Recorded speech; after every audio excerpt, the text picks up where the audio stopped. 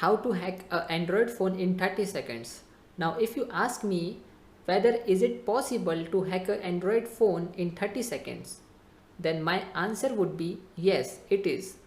Now let me show you the complete process behind this. So for this, the very first step is either we can develop our own application or we can use the applications which are already on the internet. Okay, so the one application which I personally trust is Spy Setup. Okay, so let's open your browser and visit spysetup.com. Right now here you can see that website itself says open this website from the phone or tablet you want to monitor, right? And then download and install the application. Okay, so there are many different ways that you can use this application on your target smartphone.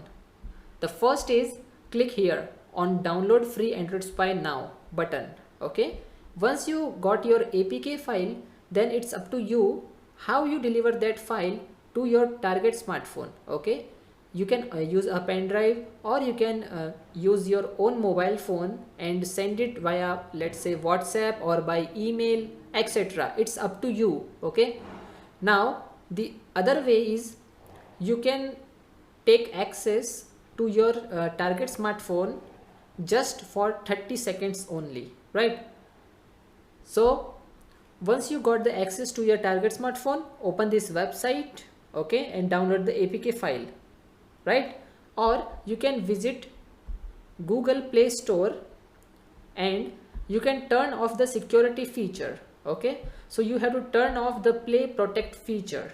Only then you will able to use this app. Okay, but if you visit it from directly from the website, which is spysetup.com, there is no need to turn off the Play Protect security feature. Okay, and once you install the application in your target smartphone, open it for the very first time and it will ask you only one thing, which is your email ID. Okay, so enter the email ID where you want to receive the complete information about your target smartphone. Okay, the complete data. So enter your email ID and click on submit, and that's all.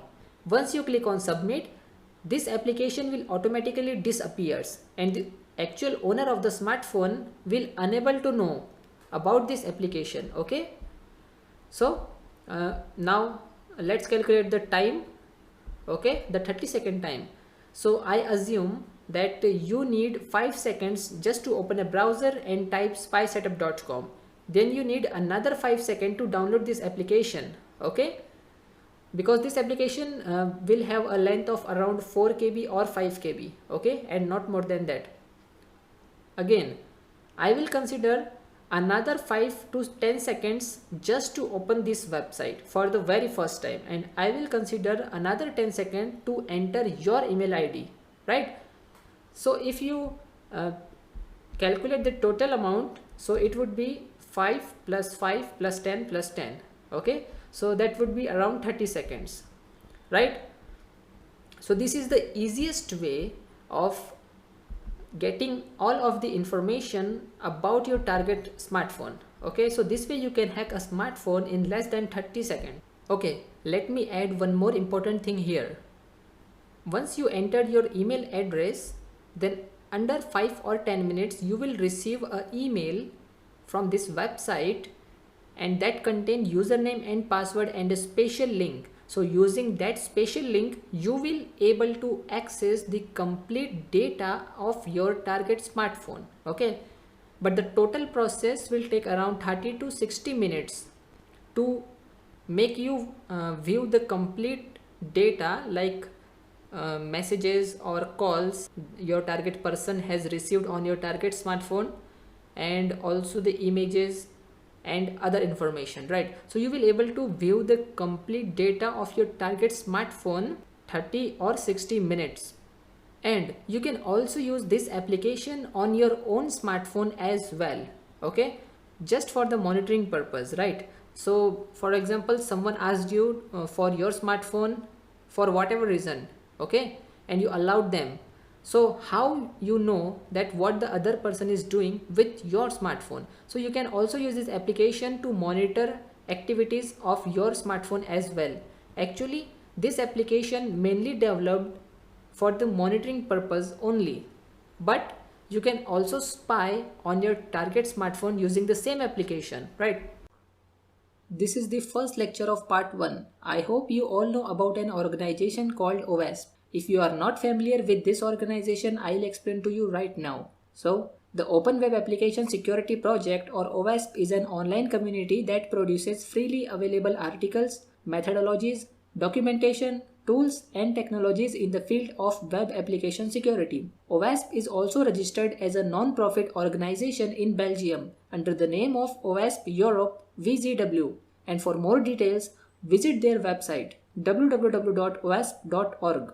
Now OWASP passed an initiative called the OWASP Mobile Security Project, and it is a centralized resource aimed to give developers and security teams the resources actually need to build and maintain secure mobile applications. And of course, extends more than the mobile applications, but they actually are focusing in this specific initiative around mobile devices and mobile applications right now through the project. Their goal is actually to classify mobile security risk and provide developmental controls to be able to reduce the impact or the actual likelihood of exploitation of vulnerabilities in mobile devices. Now their primary focus is at the application layer. They also take into consideration the underlying mobile platform. So the actual hardware itself and also even the service provider risk whenever they are doing that threat modeling and building controls, right? Now they also cover not only the mobile applications deployed in the end user devices, but also the broader server side infrastructure, and which is actually the mobile applications will communicate to. So in a lot of cases, actually these mobile applications are communicating to the cloud, right? So they also look at that communication from the mobile device and the cloud environment. They also cover best practices and vulnerabilities around the integration between the mobile application, the remote authentication servers and the actual cloud platform specific features. Okay. Now let's take a look at some of the top security vulnerabilities and threats that are assessed for mobile devices in their website. If you look at the OWASP Mobile Security Project website, you will find tons of resources related to mobile security. So the website includes the top 10 mobile risks and we will review those in a minute. So now it also includes mobile security checklist, a mobile security testing guide, a set of tools that they actually call M tools that allows you to test the security of mobile devices, a guidance for secure mobile device development and also the top 10 mobile controls, and a project that is dedicated to teach you how to perform threat models for mobile devices. Now if you click on the top 10 mobile risk, you will see that the current top 10 vulnerability or risk types for mobile devices are the following. And number 1 is improper platform usage. Then insecure data storage. Next is insecure communication. Then insecure authentication. Next is insufficient cryptography. And this is actually one of the challenges nowadays, because a lot of people should trying to create their own crypto implementation. Okay. So whenever you do that and you don't reuse some of the stronger out there like OpenSSL and some other ones that actually a lot more maintainers actually contribute to them, you will introduce security problems for sure, right? So the other ones, it's not only as far as the actual core crypto components but also the implementations of those, right? So especially whenever you actually do not have a sufficient cryptography best practices including to your device, right? Next is insecure authorization. Another one is client code quality, code tampering, reverse engineering and extraneous functionality as well. Now this change from time to time, okay? So I definitely recommend for you to do two things. Keep these resources handy and also subscribe to their mailing list to get information about any new threats, and maybe you can even contribute to the project personally. And these guys actually not only provide a lot of resources for mobile device security, but a lot of resources and tools are also shared on their website. In this lecture, we will talk about BYOD. So what is BYOD? It stands for Bring Your Own Device. It is a trend that is quickly expanding in which companies allow their workers to bring their own personal devices to work and connect to the company's resources. That way, employees can work with their personal computer, can focus all the information in their personal phone, or have access to the corporate web from home. Now, BYOD is not just walking around the office with your personal devices, it has a lot more implications for the organization and working process. Before you sure the companies were better equipped than users. For example, normally people didn't have a personal computer at home, but they did in the company. And usually if you had a mobile device, it belonged to the company. However, advances in technology and consumerism have made it so that nowadays users have a more advanced technology than even what their company gives them. This has caused a huge growth in BYOD all around the globe and in big and small enterprises. The main pros of BYOD are the productivity and satisfaction in the workers increase. This is due to the fact that they use their own devices and applications and feel more comfortable. Also, they can work with more flexibility choosing when and where since the device is with them constantly. The company also saves a lot of money in technological resources. However, this all brings the main disadvantage of BYOD, which is security. The company's information is at risk. For example, if an employee loses his phone or a malware infects a device, this requires bigger maintenance and control from the IT department and a bigger cost of web data. To avoid this, it's important to have a mobile device management. These are programs that allow you to guarantee the security and install remote applications, synchronize files, or track devices. They include many features that protect the privacy of the company. Therefore, BYOD is a great trend that is quickly becoming more and more popular. However, we must not forget to take the necessary security measures to use it. As you all know that the use of mobile devices has skyrocketed in the last few years and the trend is growing. According to IDC, the smartphone market is already larger than the PC market, which leads to mobile device management or MDM. So what is MDM? It's an ability to manage any device. So it can be a phone, it can be a tablet, or it can be even a laptop. Any mobile device from a central location, right? So example of that is Cisco Meraki and other companies that actually provides a central policy enforcement and management of these devices. And basically the goal is actually to protect those devices not only by providing patches but also by providing policies from your central location. Like in this case, it is Meraki in the cloud, right? So from cloud, you can manage devices within your organization, perhaps not installing the application and maybe that device camera enable. So you can actually specify the policies on how you want to manage those devices. Additionally, some of these devices are actually talk to other devices in the network, like the ICE or Identity Service Engine to enforce further policies. Let's say you have an unmanaged tablet. Perhaps actually you don't want this tablet to accessing to a server in your organization. So there is policy that can be sent to a switch or firewall to actually block tablet from connecting to sensitive data or sensitive systems of your company and then allow tablet to actually connect to the internet or vice versa. This tablet only connects to some resources and it would not connect to the internet, right? So possibilities are endless. You can modify policies to block some applications or allow some content to transfer to internet or to communicate any other devices within the organization. So that's one of the things that we are doing a pen testing. You actually have to keep in mind that some of these devices that you may actually be able to enumerate whenever you do reconnaissance on the network, or either you are scanning and that perhaps are actually vulnerable to something. They may actually be managed by an MDM. So try to actually find ways that you can bypass or even block the communication between the MDM and the mobile device, right? So of course, that's easier said than done. But there may be ways that you can analyze the communication of that device is actually allowed to do or not to do, right? So you can actually do this by actually monitoring the device activity, or perhaps you say, okay, this device perhaps is actually communicating that I am seeing these type of transactions to some API in the internet and this MDM is actually allowing that to happen. So now you actually have a footprint and if an attack surface that you can actually further explore. So for example, if that API perhaps is actually doing with crypto, you probably can take advantage of a vulnerability to hijack that transaction, for example, or an API abuse vulnerability that may actually be irrelevant in that case. But always keep in mind that a lot of organizations now are actually using MDM to actually manage those devices, monitor them and also patch them, right? So it's getting a little harder to actually do some of the bypasses nowadays, but definitely is possible. Now actually not only looked at the infrastructure here, but what the devices are actually communicating outside of the company as well. In this lecture, we will talk about Android security structure, and explaining Android security structure is a bit longer. So I have divided this lecture into 3 parts, and this is part 1. So let's start.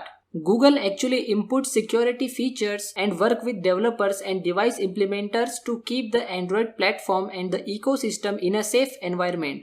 And again, it's not so much only about the actual Android platforms or your mobile device or your tablet or your refrigerator, whatever the case is actually running Android, but also as far as actually ecosystem, right? How you are connecting to the app stores, how you interact with APIs and so on.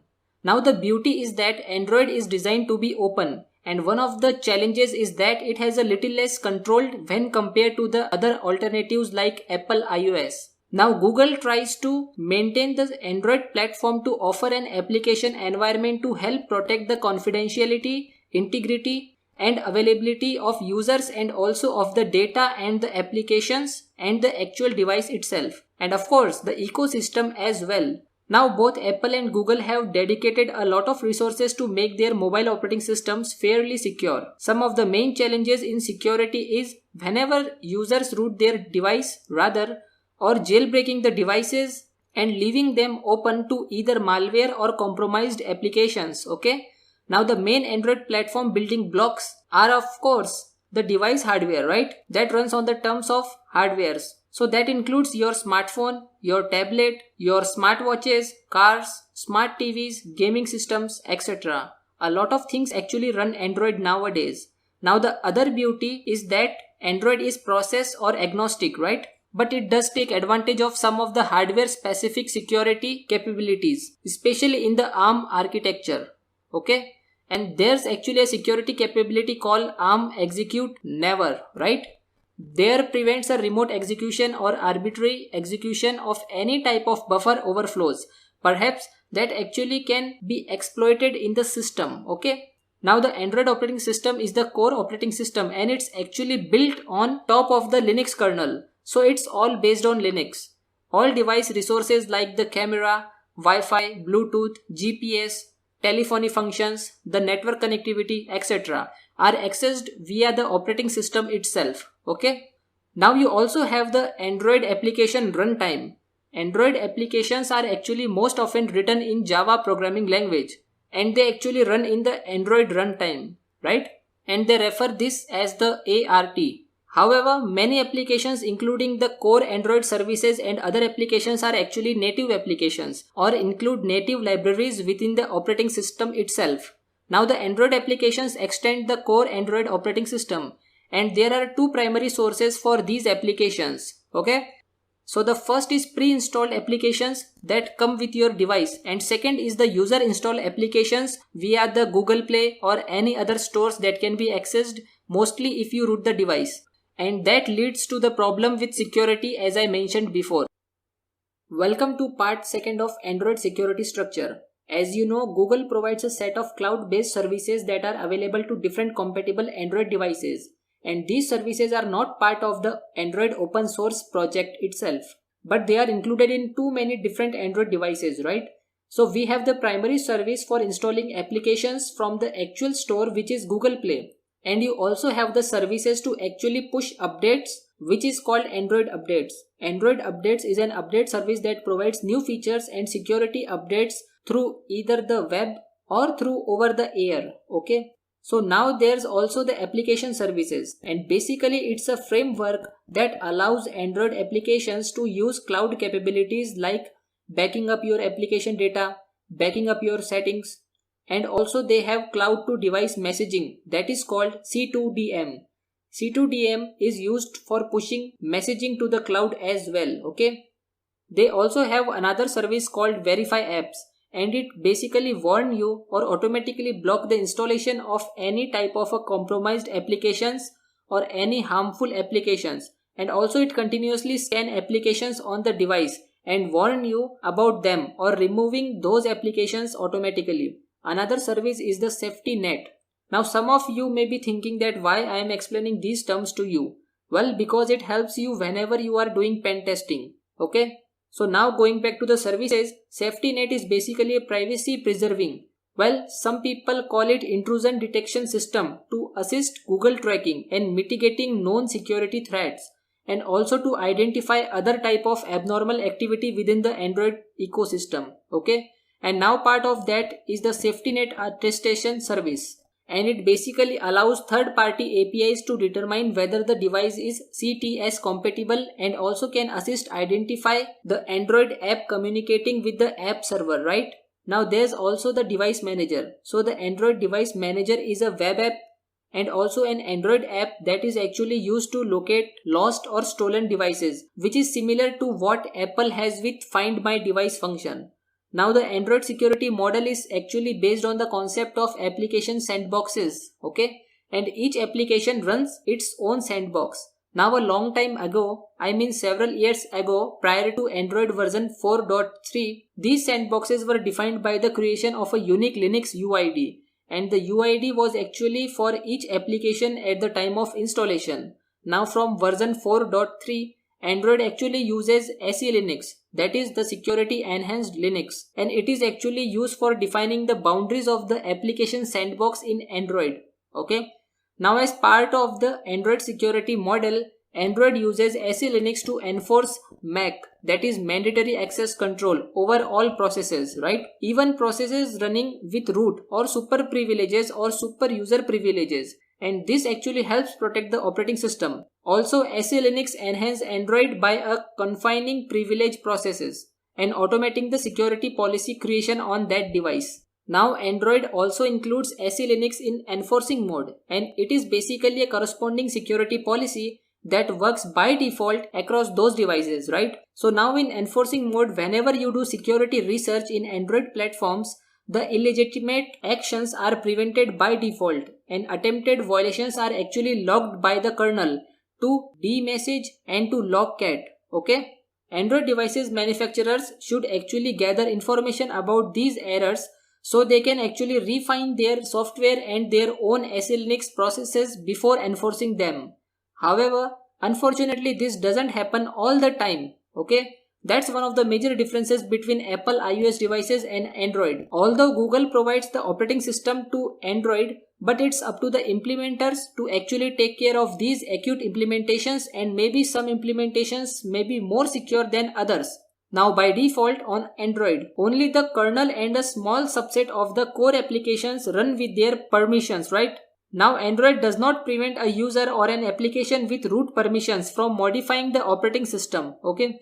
You can also modify the kernel or any of their application. So in general, root has full access to all applications and all application data. So whenever users change their permissions on an Android device to grant root access to applications, definitely it increases the security exposure to malicious applications and potential application flaws. And that's whenever you see a lot of impersonated applications and so on. So again, a lot of people that actually root their devices has to keep in mind that whenever you are doing security research on Android devices, in a lot of cases actually what people do is they start from just by rooting a device. Now the ability to modify an Android device that you own, it's important developers working with the Android platform, right? So on many Android devices, users actually have the capability or the ability to unlock the bootloader in order to allow the installation of some other alternate operating system. So some will call it custom ROMs, right? And these alternate operating systems may actually allow a user to gain root access for the purpose of debugging, and then system components to access the features that are not present to applications by the Android APIs by default. Okay. Welcome to the third part of Android security structure. In this lecture, we will talk about encryption, and it's specifically encryption at rest, right? Now Android version 5.0 and later, so for quite some time they actually supports full disk encryption, and then from Android 7.0 and later it actually supports file-based encryption as well. And basically file-based encryption allows different files to be encrypted with different keys that can be used to decrypt or decrypted or unlocked independently. Okay. Another thing that I want to cover here is the application signing. So application signing allows developers to identify the author of the application so that the user knows that the application is actually legitimate, and also to update their application without creating complicated interfaces or permissions, right? Now every application that is run on the Android platform by default must be signed by the developer. So if you root it and you go to some other stores, that's definitely a very different applications that actually attempt to install without being signed by default are rejected by either Google Play or the package installer on the Android device. Now on Google Play, developers know their application. It's actually provided by them or modified by them, and the developers actually can be held accountable for the behavior of the application. But of course, if it's modified, then all bets are off, right? Now on Android, application signing is the first step to placing an application in its application sandbox, okay? The sign application certificates define which user ID is actually associated with which applications, and then different applications run under different user IDs. Now application signing ensures that one application cannot access another application except through a well-defined IPC. Now when an application or APK files, basically applications are APK files, whenever these are installed on an Android device, the package manager is the entity that actually verifies that the APK has been properly signed on with the certificate included in the APK. If the certificate, or more accurately the actual public key in a certificate, matches the key that is actually used to sign any other APK in a device, then new APK actually has the option to specify the manifest that it will actually share a user ID with other similarly signed APKs, right? Now applications can be signed by third-party OEM or any other type of marketplaces. In a lot of cases, actually some enterprises may have their own app, so they have a different market, okay? It's not only because the device has been rooted and you want to get a free game from some other market, but in some cases actually there are some legitimate stores that are alternate markets that applications actually need to be signed, and those are actually signed with a third party or self-signed certificate. Now applications do not have to be signed by a central authority, and Android currently does not perform any certificate authority verification for application certificates. And that can be actually huge in the case of security, because it may actually lead to a security compromise if you don't verify the CA verification. Of course, it's a little bit different to scale whenever you provide the operating system and you have many different implementers in comparison to, let's say, Apple, that they actually control all the devices, and it's not like Apple iOS is running in other vendors' hardware. There are several Android emulators and IDE. Most popular among them is the Android Studio. The Android Studio is the official IDE for Android application development. Eclipse used to be the IDE for Android application development. Now a lot of people actually use the Android Studio. Now you can download this application from the link that I am showing on my screen. Once you download the Android Studio, then you run the installer. So you will be asked to either import the settings from a previous version of the Studio. In my case, I didn't have a previous version installed on my system. Click Next. Then you select the install type, and in my example, I have used the standard install. Once you verify the settings, the installer will download that latest SDK components and the emulator itself. Once it's finished, you will see the welcome screen, and then you actually start your new Android Studio project. So let's start. So you entered an application name and the company domain. You can also modify the project location. In my case, I am actually leaving it to the default parameters. Then you select the form factor that your app will actually run on. So in my case, I am selecting a phone and tablet. You can also specify the minimum SDK version, and in here I have selected Android 7.1.1. But you can select version 8 as well. It's completely up to you. Then the Android Studio will then install all the required components. Now you can add different components or activities to your application there. You can actually see the different internal and external libraries that are available for you to start building your application. I know that this is not an Android application development course, but getting familiarized with the Android Studio won't hurt you. And it is also important for you to actually see how applications are constructed under the hood, so you can understand the security or the lack of security of those applications or the actual components. Now this is really good not only for pen testing but also for security research. Now let's see how to create an emulator. Click the AVD manager icon at the top of the Android Studio interface, and then click on create virtual device. Then you choose a device definition. You have many different options to emulate, from phones to TVs to wearable devices like smartwatches and so on. And then once you actually choose the device definition, then you accept the license in terms of all the components that will be installed. Now in this case I selected the Pixel phone, and now I am renaming it to Shubham. And there you go. You have a fully functional phone, and now you can actually start playing around with this virtual phone just as if you will be playing with a real physical device. Okay, so that's it for this tutorial. Now let's discuss the tools and techniques used for hacking Android devices. So our first tool is the APK tool, and this tool can be used for application reverse engineering and for creating malware by infecting legitimate apps. Now you can download the latest version of the APK tool from this website. Now let's go ahead and launch the APK tool, and for this type APK tool command and hit enter. Here you will see all the available options to be used. Okay, so you see things like forcing, delete, destination, directory, storing framework files into a specific directory, just showing the version, printing some advanced information about the tool, and many more. I am not teaching you all of these options, but let's see an example. So here I have a sample application or sample APK file that I called example APK, and let's disassemble it by using the APK tool command space D and then the name of the file.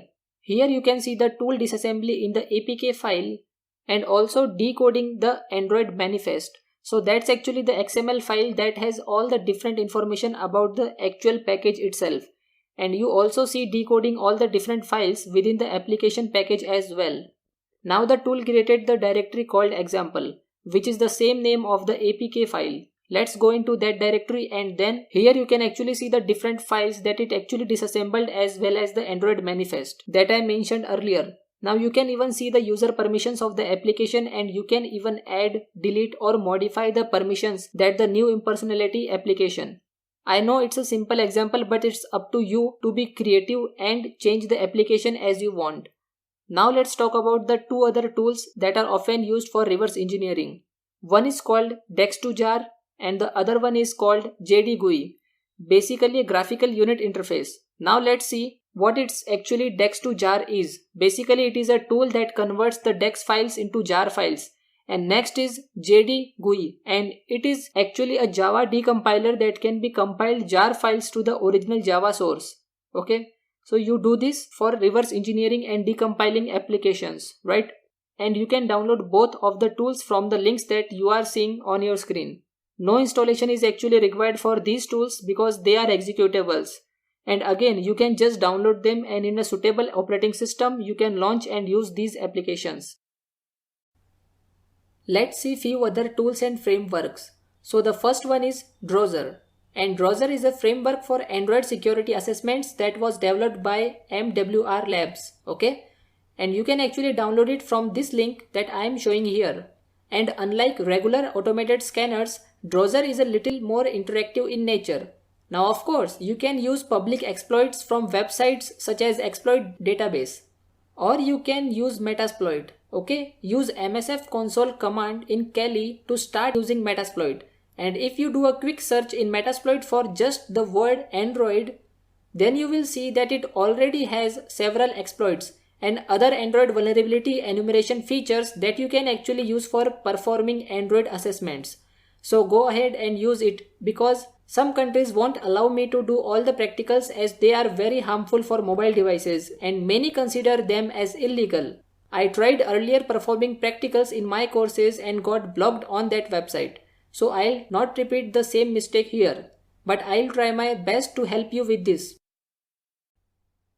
Let's see another interesting tool, that is Quark. And Quark stands for Quick Android Review Kit. And this is actually a command line tool that performs static analysis of Android applications by actually decompiling the APK file using a lot of tools, and then analyzing the source code for specific patterns and specific vulnerabilities. And Quark was actually created by the security team on LinkedIn, and it can be actually downloaded from their GitHub repository, their apps that I am showing on screen.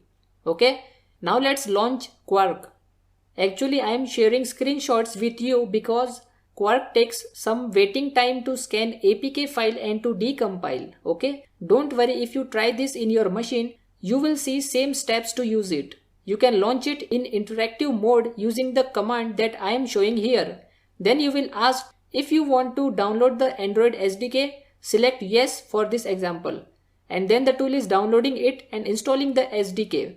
Once it is done, it asks if you want to examine an APK file or a source file. And in this case, I selected an APK file and then provide the path to that file. And that's basically the same APK file that we used in the earlier example. There you see that it actually starts on back in the file. And it asks you if you want to inspect the manifest, select yes. And here you can see the actual Android manifest. Now Quark them. It's to further the compiled APK file and ask you if you want to begin to perform static code analysis. So let's actually do that. Then you will see that Quark performs a series of code analysis checks like looking for insecure functions, access control checks, hard-coded API keys, crypto issues and many more. So once it's done, it actually exports the findings to a report and even asks you if you want to build an exploit APK file with any potential vulnerabilities that actually may found. So let's actually do that. And once it's done with all this process, it also completes the report and tells you where stores that report. So let's open that report in a web browser and it looks the same as here in our screenshot. And there you can see that actually you found two potential vulnerabilities in the APK file that I inspected. And it also provided some warnings. Some of them are information alert and you also see debug messages that can potentially help you troubleshoot or further examine other errors in the application. Okay? So now you will also see the manifest. Let's look at the pending insights section. There you can see that actually found two potential vulnerabilities in two Java files. In this case, we found two potential vulnerabilities in those files. And you can see this is actually a pretty powerful tool to perform in-depth Android application analysis. Now let's go over another useful resource that was actually created by the HoneyNet project. And basically they created a pretty handy virtual machine for reverse engineering called ARE. Or you can call it ARE, okay? And it comes with many tools that includes AndroGuard, Android SDK, the APK inspector, the APK tool that we actually mentioned before, then Dex2Jar that we mentioned before, next is Droidbox and many more. Did you know that Google records all of your activities, especially the activities which you do in your smartphone? The answer is yes. Now, did you know that you can control all those activities? You can stop Google from recording your activities. Also, you can delete the activities which are already recorded by Google. Some of you may say yes and some of you may say no. Now, I hope you all know that when you boot your smartphone for the first time, it will ask you to enter your username and password of Google account. From that point, Google starts recording all of your activities. Now, I assume that all of you may be using YouTube mobile application, right? And if you go to the settings of YouTube mobile application, you will find two different options, which is pause search history and pause watch history. Okay, so you turn on this option and you think that it will stop Google from recording your activities, but that's not the truth. Okay, still Google records all of the contents you watch on YouTube. Okay, so how you can manage your activities recorded by Google? So in this lesson, I will teach you how you can manage all of your activities, how you can stop Google from recording your data, how you can delete already recorded data from Google. So for this, just open your browser and type google.com/history and hit enter. Okay, so it will take you to myactivity.google.com/myactivity, right? Now, in the previous video, I told you how you can use a simple application in order to hack a smartphone. But what if your target already knows about you, that you know the cybersecurity, okay, and he or she doesn't trust you, okay, or don't provide you the access to their smartphone, or you don't have physical access to your target smartphone? Well, in that case, you can still able to view all of the activities, all of the data of your target smartphone if you have Google account username and password of that person. Okay, so visit this URL and here you will able to see my Google activity, right? Okay, so these are the apps which I am using on my smartphone, and you can see I have searched for spysetup.com using Google Play Store, right? Okay, and I am using Paytm and this Wink Music app. Okay, now if you want some more details, you may go to item view. Okay, and in item view you have a detailed list of what I have done. Okay, so I have viewed image from LiveWire. Okay, and I have searched for YouTube mobile app settings to pause search history images. Okay, now here you can delete your activities. Okay, so you want to delete your activity from last hour or last day or all time, or you have also an option of custom range. Okay, so let's say I want to delete the history of last hour, so click on delete. Okay, now click on other Google activity. Here it will divide all of your activities in different categories. For example, for web and app activity, click here. For device information, click here. For voice and audio activity, click here, right? For YouTube watch history, click here. Okay, so you can manage all of your activities from here as well. Now if I click on manage activity, it will open a new page. Okay, so I am able to delete all of my recorded web and application activity from Google. Okay, if you want to delete all of your activities of YouTube, so click here on YouTube. Okay, if you want to delete your location history, then click here and you can manage all of your location activities from this option. Okay, so if I click here, it will open a new page. Okay, but remember it is specially for location only. Okay, so it is limited to location only, right? Now let me tell you one more important thing. Okay, and let's say device and manager. Okay, so let's open this link. So if you go to Google and search for device manager, it will tell you the complete information of your smartphone that you are using right now. Okay, so I am using two different smartphones. Okay, so this one is online and location is turned off. Now suppose you lost your phone in your home or in your nearby places, and now you are not able to find your phone. Okay, so you can play sound continuously for 5 minutes. Okay, even if it is set to silent. Okay, your phone still rings even you have set your smartphone to silent. Okay, now the other option is to secure your device, which is you can lock your device and sign out from all of your Google accounts, right? Suppose you lost your phone, okay, or your phone has been stolen. In that case you can also erase your all of your device data. Okay, all of your content from your smartphone. Okay, but once you erase all of your data, then you will not able to locate your smartphone. Okay, so I hope now you know about your smartphone, how you can control all of the activities recorded by Google and some other things.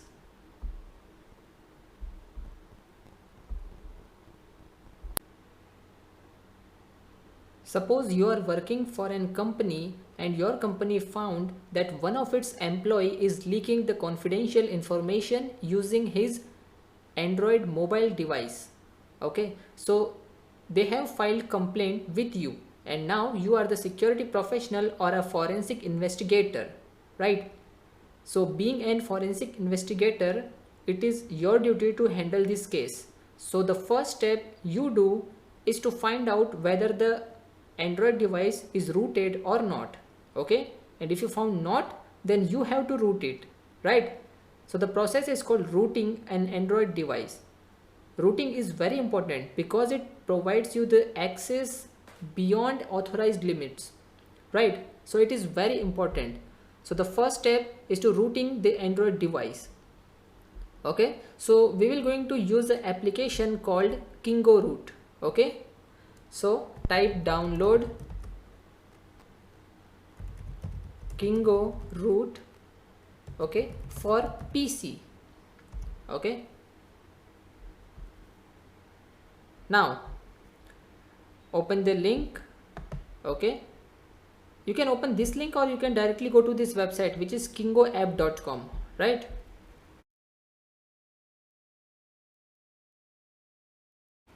Okay, so let it open.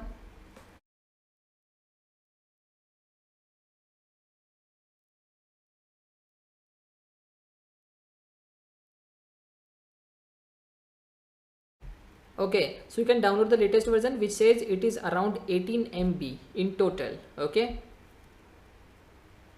so let's switch to the website, and here you can download it for Android, or you can also scroll down and you will find that it is also available for the PC, right? So you can directly go for kingoapp.com and then you can download it as per your needs, right?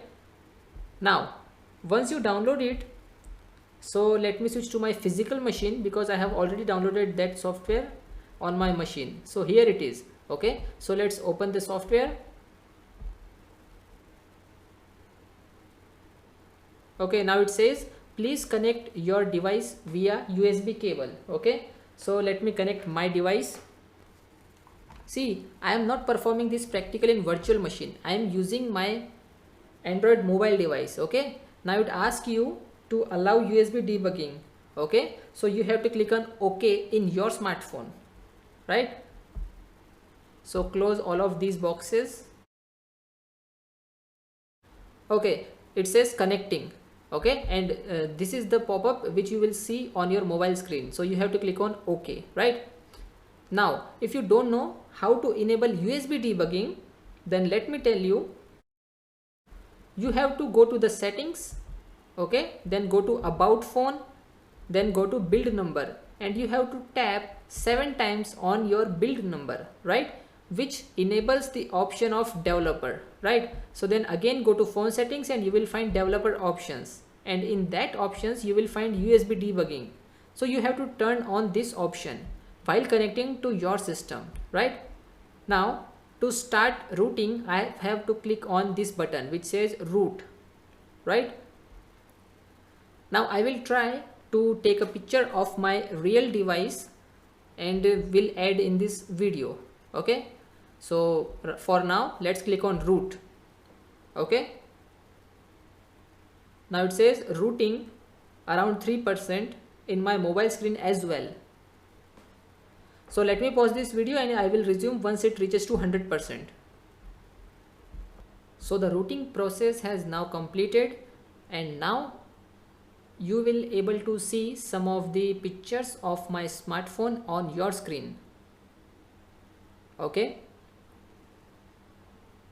now just for your information, my Android mobile device is running on Android Lollipop.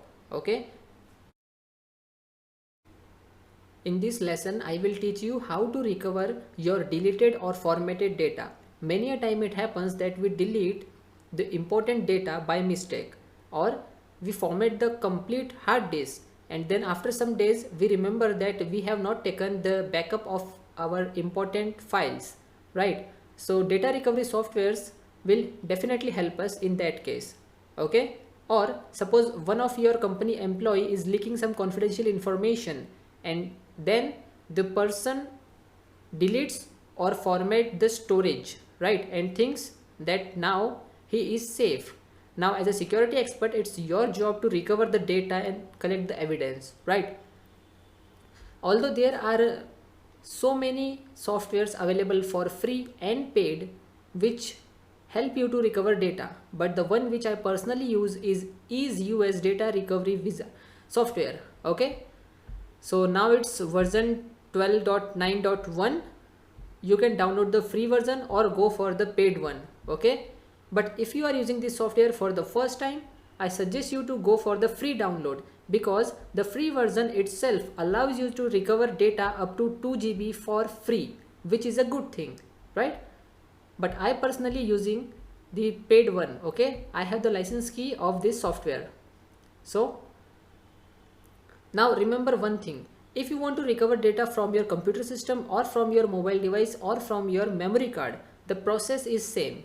Okay, so let me show you how.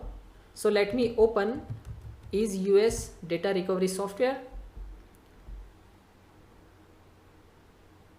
Okay, so remember, the free version will allow you to recover 2 GB of data only, and the paid version will allow you to recover any amount of data. Okay, so now it says select a location, okay, from where you want to search for the deleted files or you want to recover your data. Okay, so for example, let's say for now I will go with this one. Okay, E drive. So let me open this, and once I open, it will automatically start scanning for deleted files. Okay, as you can see here, it says 26 deleted files. Okay, now if you remember from my previous videos, then you will know that I have installed server 2012 in my virtual box. Okay, and I am also using Metasploitable there as well.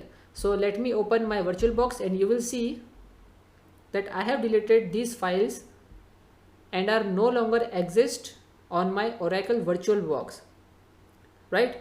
See, there is no Metasploitable and not a server 2012. Okay, so now if I want to recover any of these, I have to just select the file which I want to recover. Okay, I have to simply select a file, right? So select the file. Okay, let's say I selected these 3 files, right? And now it says the number of selected files is 48. Okay, it has included all of the files because I have ticked here. Okay, now it says total of 10.38 GB. Okay, so if I click on recover button, it will going to recover around 10.5 GB of data. Of course, it will take a lot of time, but it does its work very well. Okay, and I trust this software, right? Okay, now if you want to recover data from your memory card, simply attach your memory card with your computer system and browse the location. Okay, that's all you have to do in order to recover the data, right?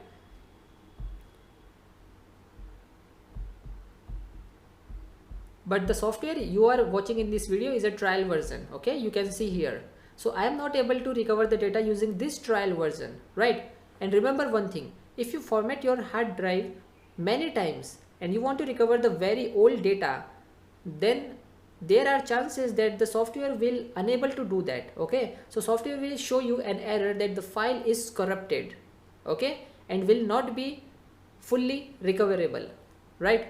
So remember this thing, always take a backup before deleting any of the important data, right? So in this way you can easily recover any data you want.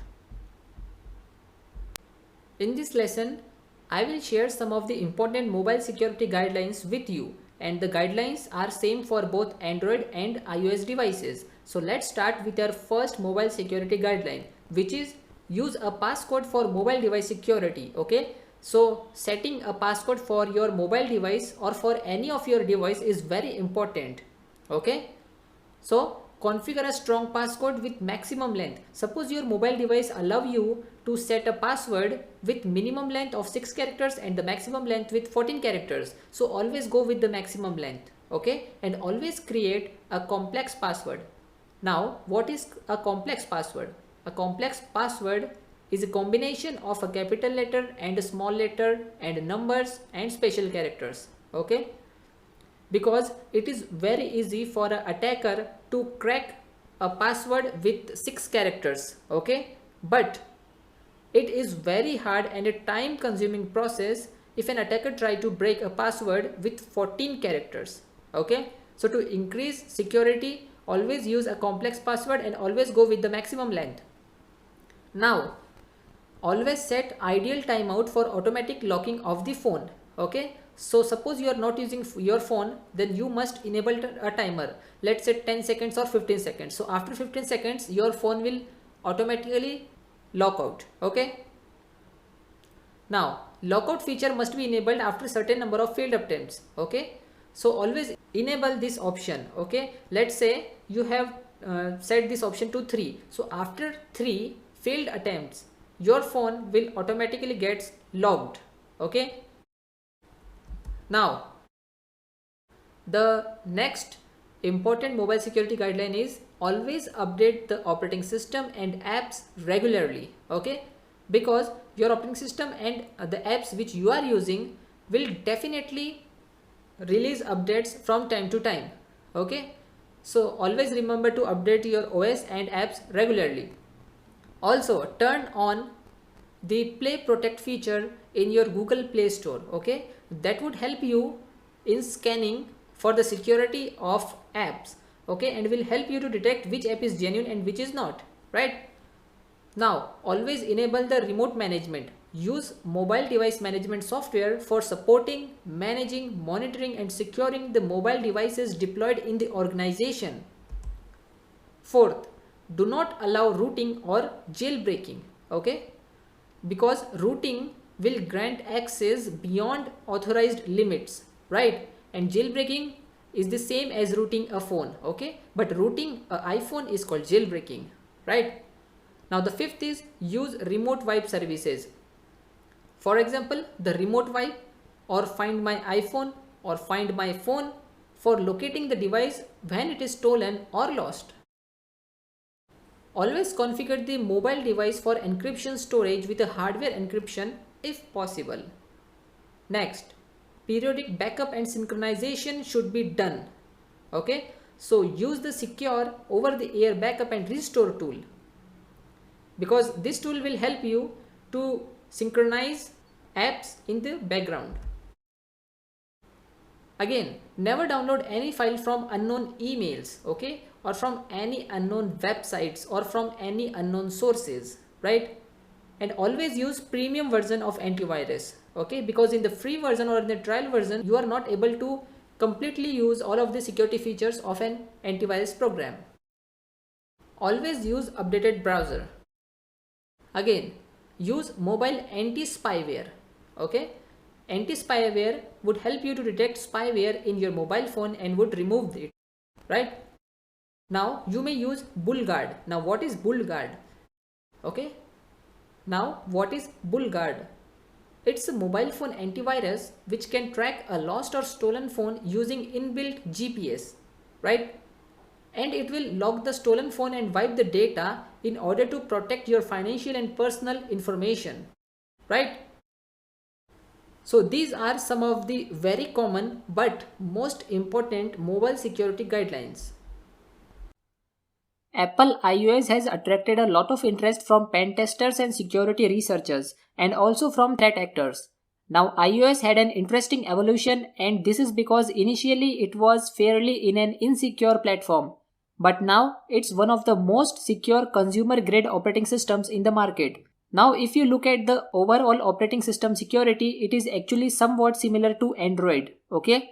And this is because it actually supports runtime defenses like ASLR or address space layout randomization and things like code signing, sandboxing and many other security features that we also talked about whenever we were talking about Android, okay? Now also the same threats will apply here, not only in the mobile platform but also in the app backend infrastructure, okay? So things like the authentication and authorization vulnerabilities that we talked about before, also session management, input validation, error handling and weak crypto. All those actually apply here as well, okay? Now when we talked about Android, we introduced the concept of rooting a device. For iOS, the term that is actually often used is called jailbreaking or jailbreaking the phone or the mobile device. Jailbreaking can be described as a process of taking full control of an iOS based device by performing privilege escalation so that you can install anything in your phone.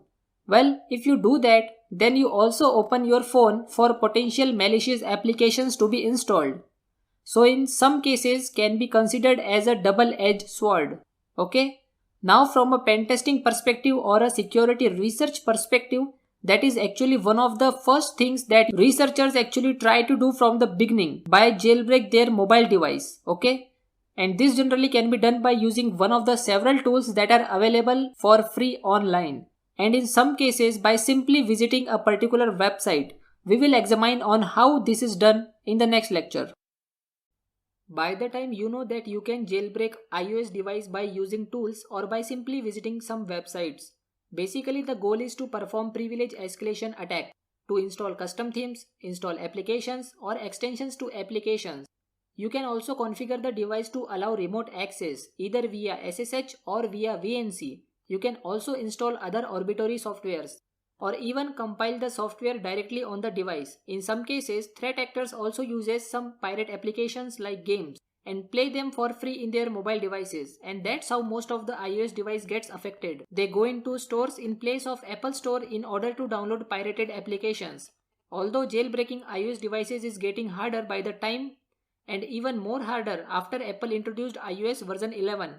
On the other hand, folks are there who have created tools like LibreOS that allows you to jailbreak iPhone X and later models. Also things like iPad and different gadgets using iOS 11 or later. Now jailbreaking the iOS device is a lot easier, but before I show you these tools, I want to give you the disclaimer that these procedures may be illegal depending on your country. Please remember that I am teaching these tools and techniques only for the purpose of education, and I am not encouraging any illegal activities. Now let me show you the tools that people using to jailbreak their devices. This is the LibreOS tool that can be used to jailbreak the devices running on iOS 11 or later versions. And also you have Cydia Impactor, which is another tool created by a security researcher, Sorry. And actually he has done a ton of researches on iOS security and created different tools that are used by many security researchers and in some cases by pen testers out there. There are a few different tools that can be used for reverse engineering. Now these tools are not only for iOS and disassemble iOS applications. Most of them actually can be used for reverse engineering other applications, operating systems, and even used by security researchers to reverse engineer malware. By far, one of the most popular disassembler out there is CyberPro. It is used by many security researchers, many security professionals, but the problem is actually it's not free and it's actually quite expensive. Now another tool is Hopper. It is not free and it allows you to disassemble and perform static analysis of executable files and applications. Now another simple yet useful tool is actually the Object File Display Tool or O tool that actually comes with the Mac OS X by default, and you can actually port it over to a few Linux distributions. Okay. Now one last tool that I want to share with you is a tool called Flex, which is a set of application or debugging tools or functionality for an iOS development. You can actually download it from the GitHub repository that I am showing on the screen. Hello and welcome to Linux for Beginners. I have developed this short course on Linux and added to the second last section of my cybersecurity course. Right now I have developed this course because in order to become a cybersecurity expert, you must have knowledge of more than one operating system. Now I hope all of you are familiar with Windows operating system. So I hope you all know how to use Windows operating system, right? And some of you may be using Mac operating system, but very few of you may know about Linux. Okay, so I decided to create a short course on Linux and give it to you absolutely free, right? Now, why should you care about Linux? See guys, Linux is running on more than 90% of the servers around the globe, right? And there are so many flavors of Linux available over the internet, but the one which I am going to use is Red Hat Enterprise Linux, right? Now why I prefer this operating system over others? Well, because among all of the companies which are producing and or using Linux, most of them prefer Red Hat version, right? So Red Hat is the leader in Linux operating system. Now I hope you may heard a news some day or 1 or 2 months ago that IBM Corporation has purchased Red Hat for 34 billion US dollars. So it is the biggest deal in the history of a software company, right? So I prefer to create a course on Red Hat Enterprise Linux version 7, right? Now I know that version 8 has been released, but still approximately all of the companies are still using Red Hat Enterprise Linux version 7, right? So what is Linux? Well, Linux is an operating system just like Windows, but it is faster than Windows and it is also more secured than Windows. Okay, and as you know that approximately all of the servers in the world, as I said, more than 90% of the servers in the world are running on Linux. So it is important for you to know about Linux, right? So see guys, first of all you have to download an ISO file of Red Hat Enterprise Linux from the internet. Now you have two options for this. First, go to redhat.com, create an account and then download the ISO from its official website. And I recommend you to do this because it is a legal procedure, right? But as you are learning ethical hacking, it's my duty to show you the other way, which is unethical way. Okay, and let's see how to do this. So let's say I already told you about Google hacking, remember? So just type index of Red Hat Enterprise Linux version 7 ISO. Now open this link and from here you can download the ISO file directly. Simply click on any of these links and the downloading will start, right? So now if you have your ISO file, let's say how to install it. Okay, but before installing RHEL, let me tell you something that what are the topics I am going to cover in this course, okay, in this short course. So we will see some of the basic commands of Linux. See guys, Linux was first developed by Linus Torvald, okay, and Linux is based on Unix platform, which is a commercial version, and Linux is an open source. So Linus Torvald introduced Linux in 1991, but it is made available for the general public in 1994. Okay, so we will see the basic commands of Linux, approximately 30 commands. Then we will see how to create user and groups, okay, and group memberships. Then we will learn about permissions in Linux. Then we will see how to create partitions in Linux, okay, and how to mount them and other things. We will also see what a Apache web server is, okay, and how to configure it on our own PC, okay, and some other things, right? So in the next video I am going to show you how we can install Red Hat Enterprise Linux version 7 in VirtualBox. There are so many flavors of Linux available over the internet like Ubuntu, Debian, Linux Mint and Kali, etc. But the one I prefer is the Red Hat Enterprise Linux version 7, as it is used by most of the companies out there, right? Now Red Hat also developed CentOS, which is a free version, okay, and Red Hat also sponsored Fedora project as well. So let's see how we can install Red Hat Enterprise Linux version 7 in VirtualBox. So here is the image of RHEL 7. Let's open the VirtualBox and let's create a new virtual machine. So give it a name RHEL 7. It says Red Hat 64-bit. Okay, click next. See, 1 GB is sufficient, but let me increase this to 3 GB. Next, create. Again next, next. Now 8 GB is sufficient, but in future when I will teach you about partitioning in Red Hat, how to create partitions, then at that time we will require some more storage and we will see how we can add extra hard disk in VirtualBox. So for now let's click on create and let's go to settings and select storage add the ISO file here, and let's configure networking. Select the NAT network and click on OK. Now let's click on start.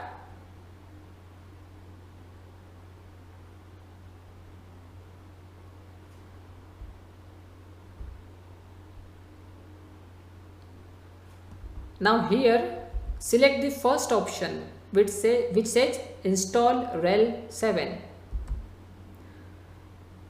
Now it's loading some files, and once completed it will ask for a language to select for further processing. Now it asks to select a language, so let's do that, and let's select this one. Click on continue. See guys, I have developed this course especially for my cybersecurity students on udemy.com. If you find this course anywhere else, then please go to udemy.com, search my name, that is Shubham Parik, and send me a message regarding the same. Okay, so data and time is selected, keyboard selected, language support selected. Okay, installation source is local media, done. Now it says software installation, which is set to minimal. Let's change it to server with graphical user interface, because I hope that it is the first time you are learning Linux, so you are not familiar. So I think going with the graphical version is best for you, right? Now it asks to select installation destination. Okay, so it is selected by default. Click on done. Now it says network and host name. For now let's not configure any of these, okay, but in future if it is required you can change later. Click on done and select begin installation. Now here it asks us two things. First is to configure root password, and the other is to create a standard user, right? So let's configure the password and let's set it to 123. Okay, again 123. Now it says the password you provide is weak. Okay, but no problem, we are installing it VirtualBox, so that's okay. Click on done twice, okay, as we are using a weak password. Okay, now let's not create a user. It is not necessary to create a user at this time. Okay, so we have to wait for the installation process to complete. So let me pause this video for now and I will resume once the process has been completed. The installation has been completed and now it's asking for a reboot, so let's go ahead and do that. Now let's wait for the system to boot for the first time. Now it says accept the license, so let's do that.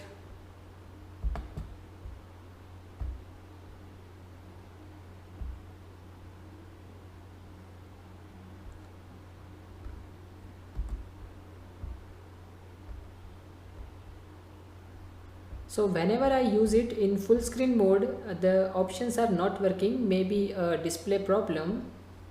So for now let's select the license. Okay, you can read the license agreement if you want, and now click on done and click on finish configuration.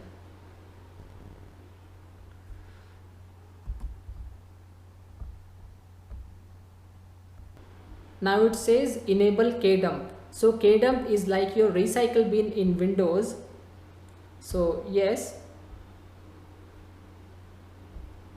click on forward, and now it says to register. No, I prefer to register at a later time. Now click on finish and let's wait for the login screen.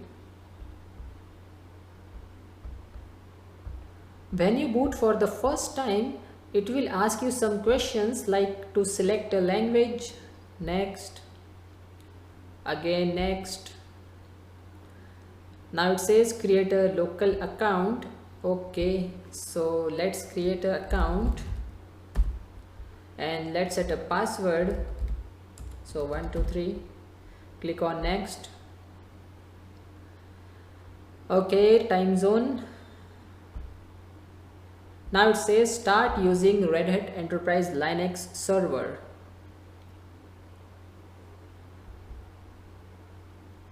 Okay, so it's loading some settings.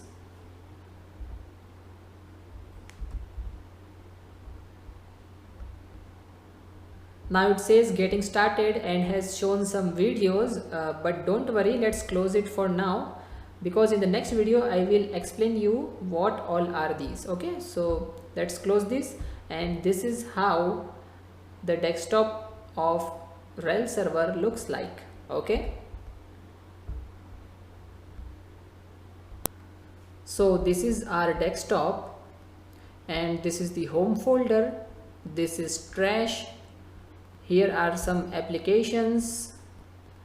Okay, here are the places like documents, downloads, pictures, my computer, etc. And here is the other information like battery status, date and time. Okay, day. Now here it says you are logged in as a root and you are currently offline.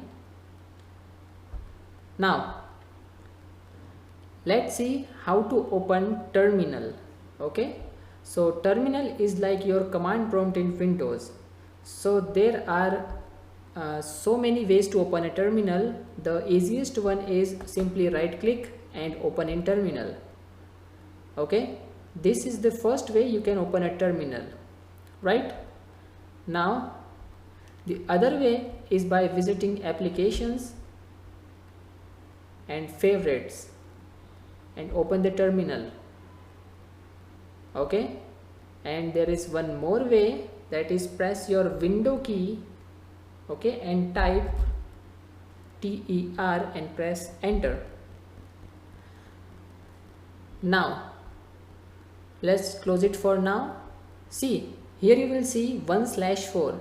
So these are some workspaces. Okay, by default you will get 4 different workspaces, that is 4 different desktops to work on, right?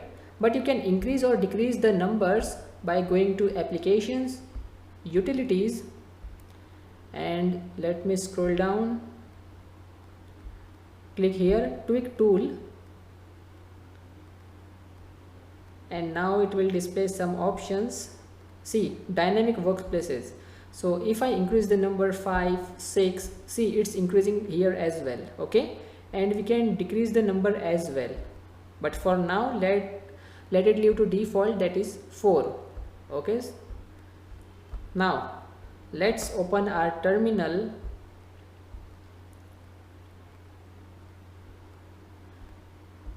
Now see how to read this. Okay, first of all it says root. Okay, so at the first place it contains the username from which we have logged in right now.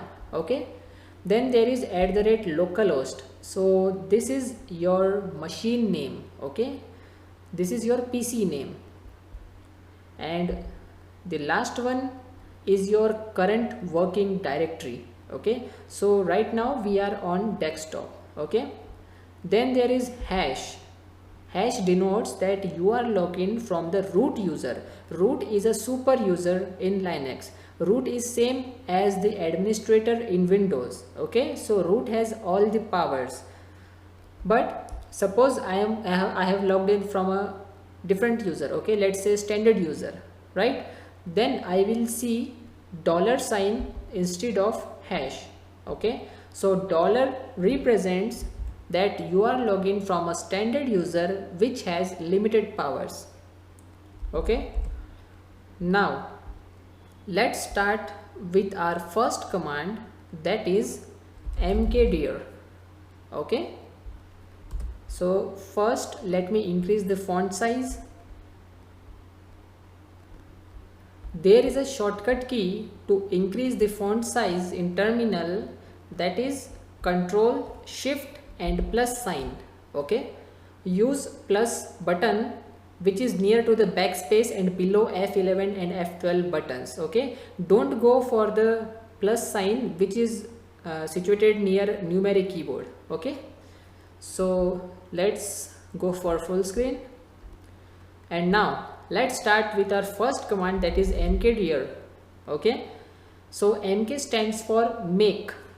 Okay, and dir stands for directory. Directory means your folder. So mkdir space and folder name. So let's say test. Hit enter and let's check on the desktop. So see, the folder has been created. Now mkdir command is used to create a folder, and to delete a folder we use rmdir, that is remove directory, and then the name of the directory. Okay, see, the folder is now been deleted. Now let's create a folder again, say test, but this time let's create another folder inside this folder. So mkdir test / and the name of the folder, let's say demo. Okay, let's check it. Open this folder. See, now let's try to delete test folder again with the same command, and it gives you an error, that is test directory not empty, because rmdir command removes only those folders which are blank. Okay, so let's see how to delete this kind of folder which contains some data. So we use rm command. Rm stands for remove, then -r for recursive. Recursive means delete all the data along with the main folder. Okay, and F for forcefully, that just do it, don't ask me a single question, just do it. Okay, and the name of the folder. See how it is to create a directory and remove a directory in Linux. Okay, now in the next video I will explain the remaining basic commands of Linux. So here is the list of all the basic commands that I will cover during this course. See, it's approximately 30 commands or more. So I am not going to cover all of these commands in a single video because it will make a video longer. So we will give it a break here, right? So let's see the remaining commands. We have learned mkdir to create a folder, then we have learned rmdir to remove the folder, then we have learned remove, recursive and forcefully. Now if in future it is required to delete any folder or any file, we will going to use this command, rm space -rf. Okay, we will not going to use rmdir, right? So make a habit of using this command. Now let's start with our next command, that is clear. Okay, this is just to clear the all of the above commands from the terminal. Okay, it is same like cls command in command prompt in your Windows operating system. Let's see the next command. Now you know how to use mkdir command. Now let's try some examples. Suppose you want to create 3 different folders on the same location, then mkdir and the 3 folders, let's say A, B and C. So A space B space C, right? Now let's check on the desktop. See, all 3 are created. Okay, in the same way you can remove these as well. Either use rmdir or rm-rf, A space B space and C. Okay, now suppose you want to create another 3 folders but not on the desktop, okay, but inside one another. For example, you want to create a folder 1 on desktop, okay, and then inside 1 you want to create another folder, let's say 2, and inside 2 you want to create a folder 3, okay. So for this, use mkdir-p, p for parent, and then 1/2/3, okay. Now how does this command works? When we use -p option, then it will directly jump to create a folder 3, okay, but before creating 3 it will check whether folder 2 exists or not, okay, and for that it will check folder 1 exists or not. If it exists, then it's okay, it will create the remaining folders, okay, but if it is not, then it will create the folder itself, okay. So press enter and let's check it on desktop. So 1, open 1, we will find 2, okay, open folder 2 and we will get folder 3, right. Now let's repeat the command. See guys, this whole line is not a command, the command is the first word, okay. So mkdir is the command, -p is the option which is available to be used with this command, and then there is argument, okay. So this single line consists of 3 different things. First is command, then option, and the last is argument, okay. Now let's see our next command, which is pwd, okay. So pwd stands for present working directory, okay, that is print working directory, okay. So if we run pwd, it will going to print our current working directory, okay. So our current working directory is /root/desktop. See guys, everything in Linux is under slash, okay. You can assume slash as my computer, okay. So every file, every folder, every data comes under slash. Now let's move on our next command, which is ls, that is list show. It will list out all the directories and files present on the current working directory, okay. For now there is only one folder, that is 1, okay. Now the other command is ll, that is long list. It will provide the list of files and folders along with all the details, like this D denotes the directory and the other 9 are permissions, okay. Then there is the name of the owner of the directory, which is root, and then there is group owner name, then there is date and time, okay. Now either you can use ll or you can use ls-l, both will perform the same function, right. Now let's see our next command, which is cd, okay. Cd is very important command. Cd stands for change directory, okay. It helps us to navigate from one location to another, okay. Let's say we want to go to /root, so simply press cd/root, okay. See guys, we can use tab button for auto completion, okay. Hit enter and now we are under /root, okay. We are under the home directory of user root. Now let's check the folders and files here. So the blue ones are the folders and the black ones are the files, okay. Now let's run ll c, okay. So first character, if it is D, then it denotes directory. If it is hyphen, it denotes file.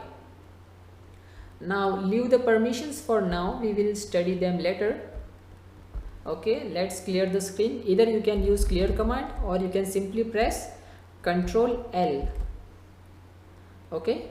Control L is the shortcut for clear command. Let's see our next command. So we have some different functions of cd command. Okay, so if we use cd space single dot, so single dot represents the current directory. So we are giving instructions that change directory to current directory, so nothing happens, right? Now let's move back to desktop. Okay, now let's try cd space dot dot. Double dot represents parent directory, okay, which will take you one step back.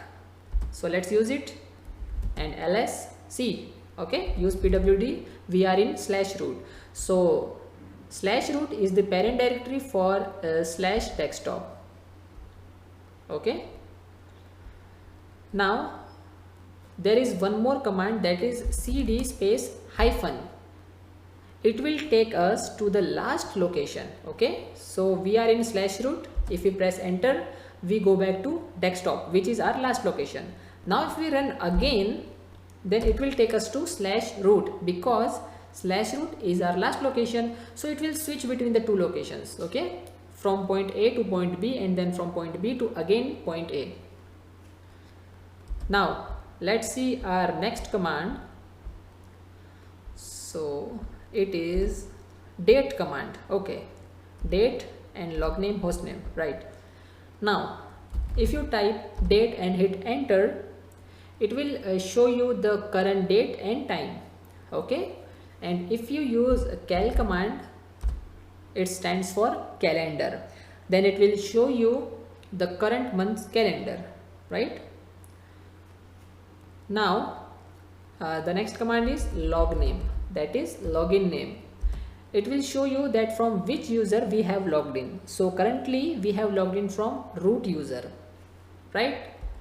Now next command is host name, that is your machine name, which is by default set to localhost.local domain. Okay, we can change this using the host name ctl command. Okay, but for now leave it to default, and let's move to our next command. Okay, -h. See guys, at any point of time, if you want help regarding any command, just mention the name of the command, let's say mkdir, and use -h. You can use -h or you can use --help. Okay, but -h is easy. Okay, so it says invalid option, so we have to use -help. Okay, so it will give us a summary of all the available options which we can use with mkdir command, right? So it shows use this is the format, use mkdir, then mention options, then your arguments. Okay, so suppose we want to know the version of this command. Okay, so let's type mkdir -version. Okay, it says 8.22 and it comes under GPL version 3. GPL stands for General Public License. Okay, as you know that Linux is open source. Now let's move to our next command. Next command is touch. So if you use touch command, it will create a blank file. Okay, so let's say touch student, right? So it has created a blank file with the name student on desktop. Okay, no, not on desktop. Our current location is under /root. Let's check ls. See, the student file is now been created. Okay, and to remove a file, we will use rm remove command. Okay, and then the name of the file. Let's verify it. It says regular empty file remove. Yes. See guys, we have used rm command. That's why it asks us the question that do you want to remove this file. But if we use rm space -rf, then it will not going to ask any single question. Okay, it will delete the file forcefully, right? Now we will cover the remaining commands in the next video. Now let's see the remaining commands. So it is cat.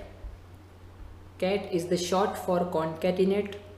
So cat, and then the name of the file. Let's say etc passwd. So cat command is used to view the matter of a file in read only format. Okay, we cannot edit it, we can just read the content of a file. Now you can also create a file using the cat command. So cat greater than name of the file, let's say student. Okay, now type the content here. So let's say this is a sample file. Okay, another line, exit. Okay, now to save the content and exit the file, we use Control D. Okay, so this is a shortcut to save and exit. Now let's read the content of the file. Okay, so this is the basic uses of cat command. Okay, now cat --help. There are so many options to be used with this command. You can try if you want. Right, now let's clear the screen and let's see our second command, which is head and tail. So head command is used to view the number of lines from a file from top to bottom.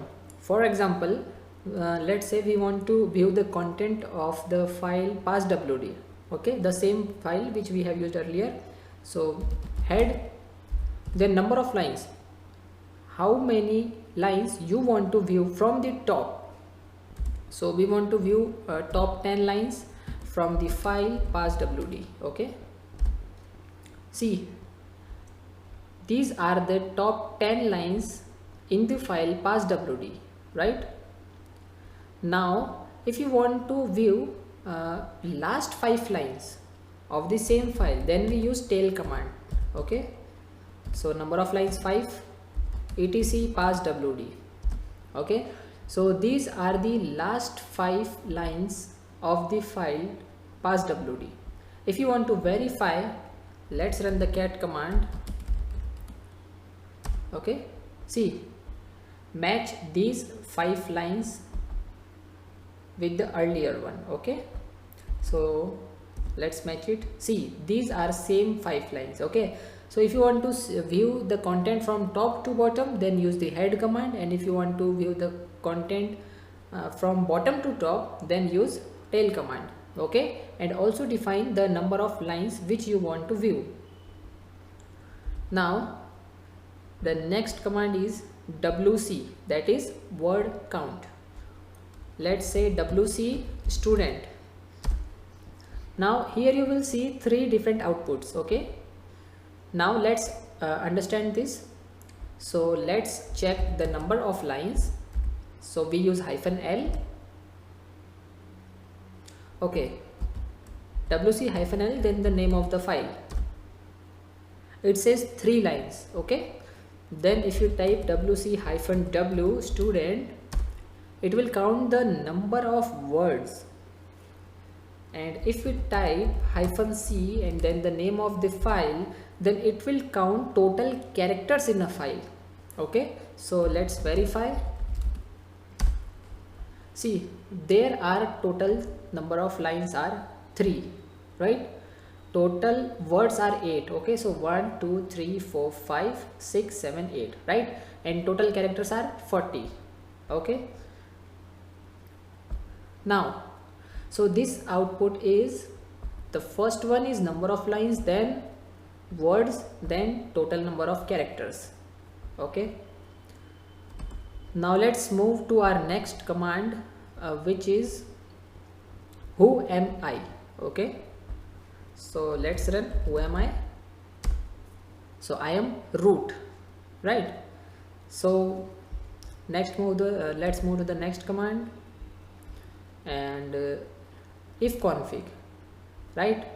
So if config is the same command as we used in window for ipconfig. Okay, so if config is same as ipconfig, so let's run if config, that is interface configurations, right? So right now we don't have any IP address because we have not configured our networking yet.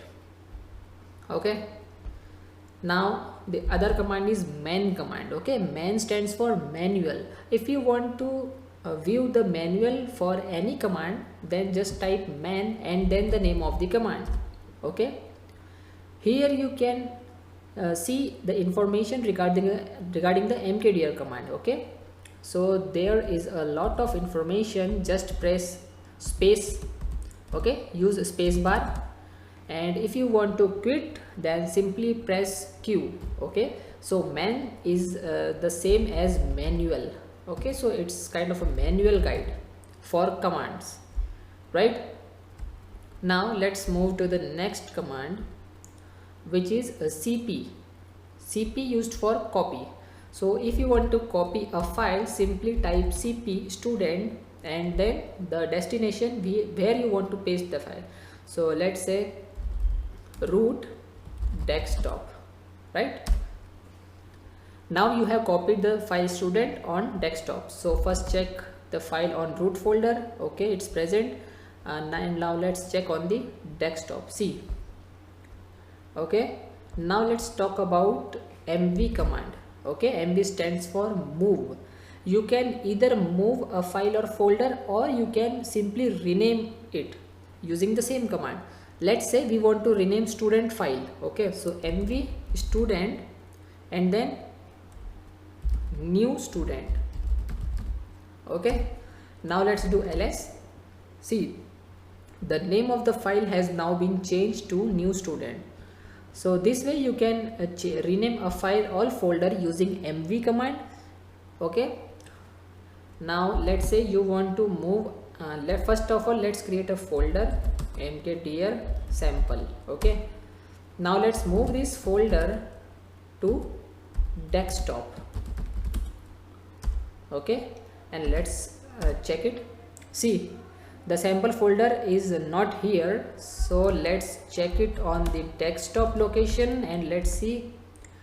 Okay, so here is the sample folder, right? So you can use mv command to rename any file or folder, or you can use mv command to move a file or folder from one location to another, right? Now we have used cp command to copy a file, but if you want to copy a folder, then we have to use -r option along with cp command. Okay, only then you will be able to move a folder, right?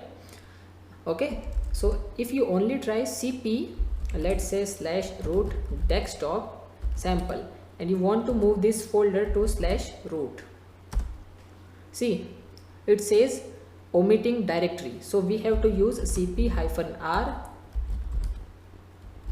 then the location of the folder, and then the destination where you want to copy this folder. Okay, let's verify. Okay, here it is sample, and let's verify on desktop as well. So here is the sample folder. So this way we can use copy and move commands in Linux. Now let's talk about the reboot command. Reboot command simply restart your system. So to restart your system, simply type reboot and hit enter, or you can use init 6. Both will do the same work. Okay, now if you want to shut down your PC, then either you can use init 0, or you can simply type power off and hit enter. It will power off your PC, right? So these are the basic commands of Linux, and in the next video we will see how we can create users, groups and group memberships. Okay, now let's talk about users and group memberships. So there are 3 types of users in Red Hat Enterprise Linux. Okay, first is super user, that is root. and it is created by default at the time of installation, and it has all the administrative privileges. Okay, the other one is standard or regular user.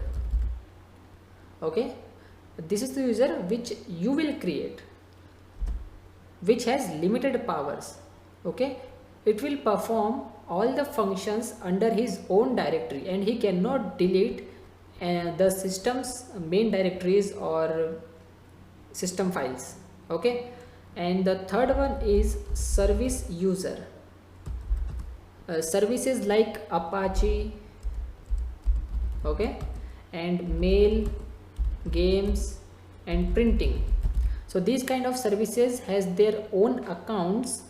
Okay, they have their own accounts to which allows them to interact with our computer system.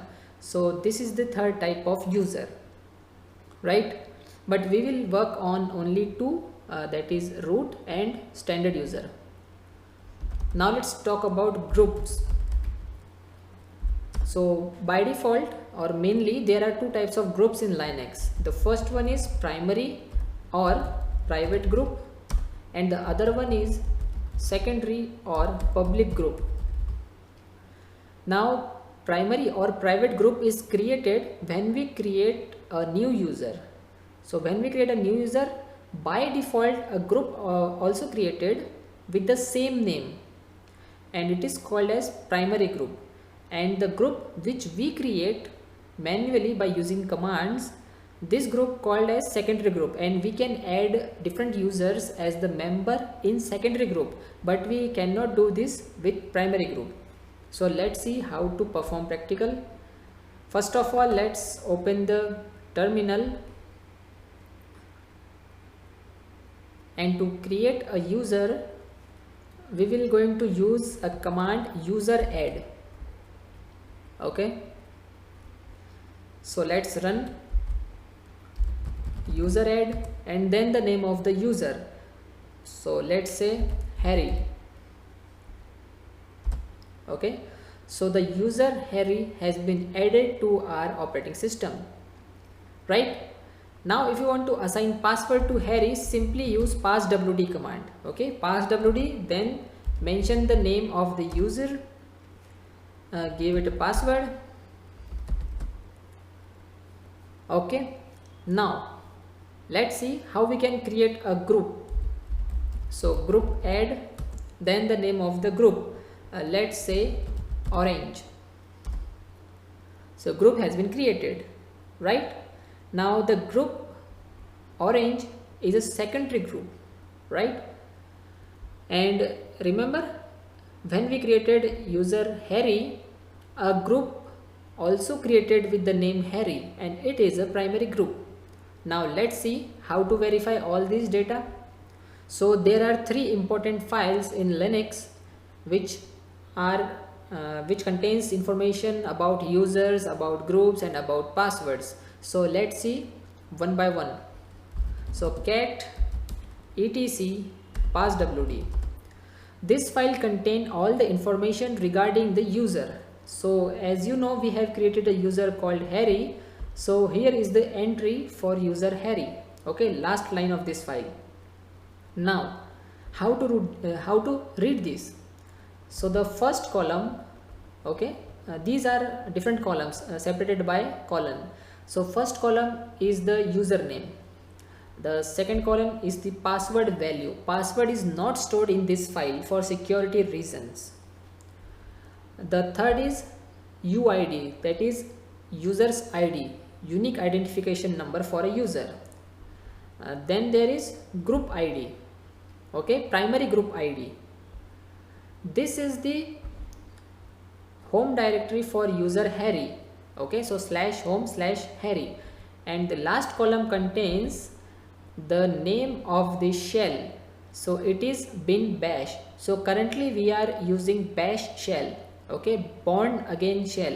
Earlier we used to using normal shell, so it is denoted by sh, but now we are using born again shell, that is bash shell. So what is shell? The white space you are seeing on your terminal where we are typing our commands is a shell. And what is the job of shell? The basic job of a shell is to take input from a user, convert it into machine language, and then take output from the system and convert it into human readable format. So this is the basic, it acts as a medium between a user and its computer system. So let's see the next file, which is group. This file contains group information, whether it is a primary or secondary group. See, I told you that when we created the user Harry, a group also created with the same name. So this is the primary group, okay, Harry, and this is the group password value denoted by X, and the last column contains group ID, GID, okay. Now orange is the secondary group, again this is the GID. Now I told you that passwords are not saved in these files because of security reasons. So there is a third file called passwd. This file contains the password for users, right? But it contains the password in encrypted form, okay. So as you can see here, it is denoted by X, right? Okay, I have opened passwd file again by mistake, excuse me. The third file is shadow. See, this is the name of the user and this is the encrypted password of the user Harry, right? And this one, this is the number of days since 1970, okay. It counts 1970 because it is the first time when the operating system has been introduced, right? I am not talking about Windows, okay, I am talking about Unix and Linux. Then there is 0. So 0 is the minimum number of days for password expire, okay, for password expiry, and this is the maximum number of days for a password to expire, right? And this is the number of days when we receive a warning, okay. So we will receive a warning to change the password before 7 days, okay, when our password is going to expire. Now, so these are the three important files. Now let's see how we can make users the member of group. So we use user mod. Mod stands for modify. Then hyphen capital G. Capital G denotes secondary group, and if we are talking about primary group, then we use a small g. So this time capital G, okay. Then give the name of the group. So secondary group is orange, and then the name of the user Harry, okay. Let's verify this. Cat etc group. See, the user Harry has been added to the secondary group orange, okay. Let's add one more user in the same group. So let's repeat the command by using up arrow key. Remove the name of the user and type the new one, okay. Let's verify. See, so now orange group has 2 members, okay. So this is basically how we can create a new user, a new group, and how we can create group membership, right? Now for more details, you can go to user add --help, right? Or you can use man user add, okay. Now you may read this information if you want. See, the more you practice in Linux, the more interesting and easy, you find it, right? So that's it for this tutorial. Now let's talk about permissions in Linux. So basically there are three types of permission in Linux, that is read, write and execute. Okay, now but there is different meanings of these permissions on file and different in directory. Let's see how. So here is the permission name, then we have file, and then we have folder. So permission, let's say read. Okay, now if a file has a read permissions, then which means we can use cat command and view the content of the file in read only format, right? And in folder, the read permission means we will able to use ls command. Okay, that is ls and the name of the folder to view the content of the folder, right? And the other is write permission. Write permission means we can edit any file or we can put content in a new file. So if we have write permissions, then we will able to use either cat greater than command, or we will also able to use text editors like vi or vim or gedit or nano, etc. We will talk about this in coming lectures. And in folder, write means we will able to create a new file or folder inside that folder which has write permissions. Okay, so we will able to use mkdir command, we will able to use rmdir command, we will able to use touch command and all. Okay, that is putting data inside a folder or deleting the existing data, right? Now the third one is execute. Now execute permission on files is like running a setup in window. Okay, so we will able to run that file. Okay, so running a file, that is executable. And in folder, execute means we will able to use cd command to go inside that folder, right? So this is how the three different permissions works for file and folder. Now the read permission is also denoted by 4, right? Number 4, and write number 2, and execute is equal to 1. Now what I mean by this, either you can type rwx for read, write and execute, or you can simply type 7. Okay, that is 4 plus 2 plus 1. So I think number 7 is easy rather than typing rwx. Okay, now suppose I want to give permissions to a folder just for read and execute. I don't want to give the write permission for a folder. Okay, so how to do this? Just type chmod, okay, and plus rx and the folder name, right? This is the one way, and the other way is chmod, or I can type simply rx, that is 4 plus 1, which is 5, and then the name of the folder. Okay, now let's move to our operating system. Let me log in.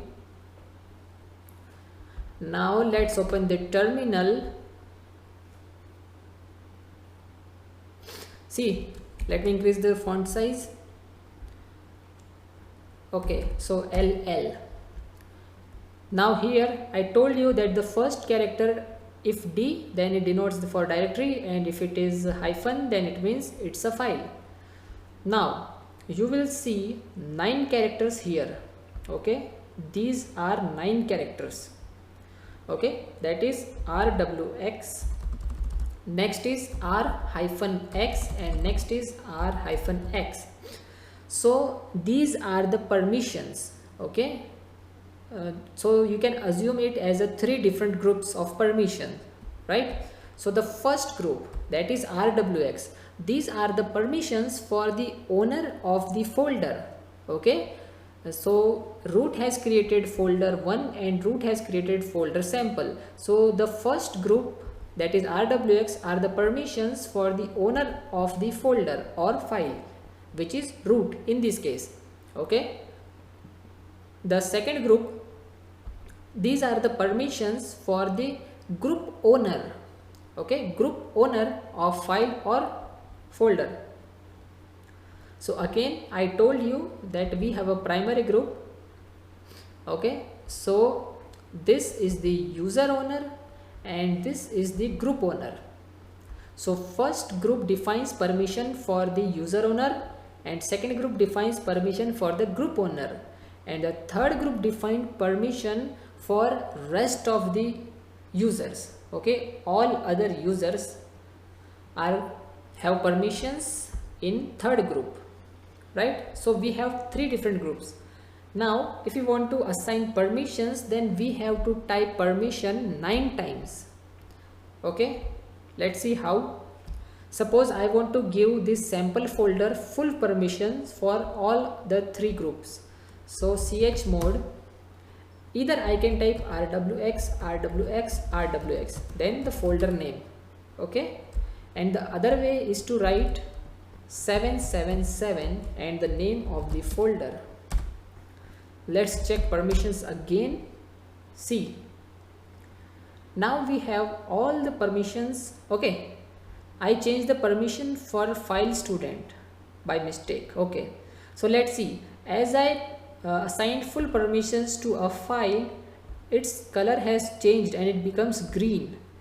So this color defines that the file is now executable. Okay, because I have assigned the X permission to this file, right?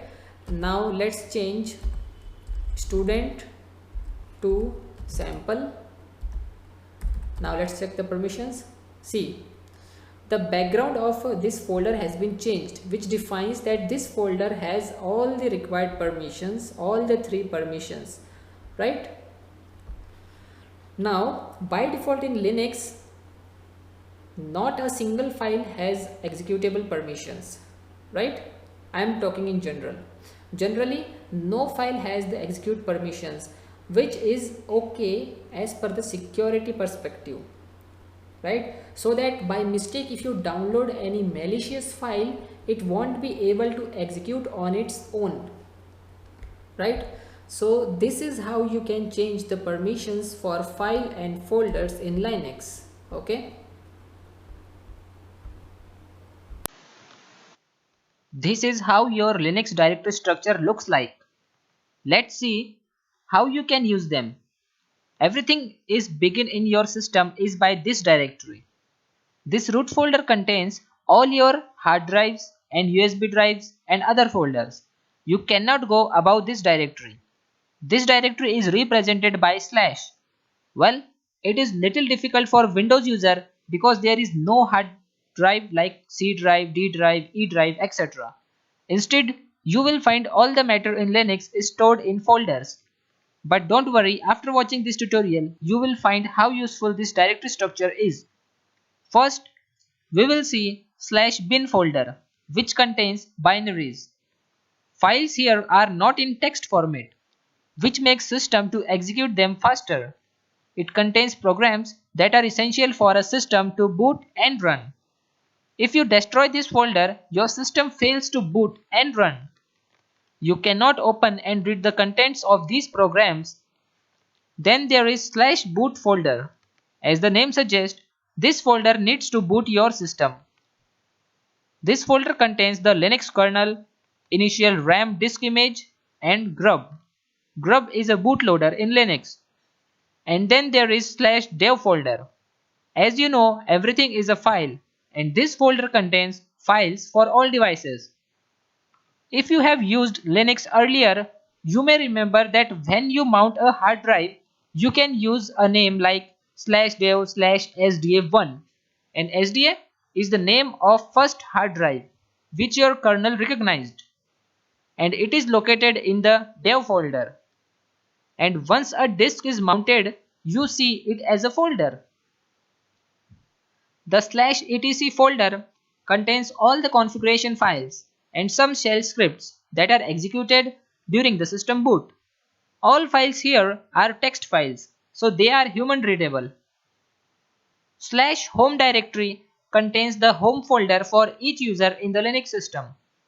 And the home folder of each user is named same as its username. Like if you create a user named Bob, then you will find its home directory as /home/Bob. In /home/Bob, user Bob can store his personal data or pictures or documents, etc. If you log into your system as user Bob and open a terminal, you will find that your default location is set to /home/Bob.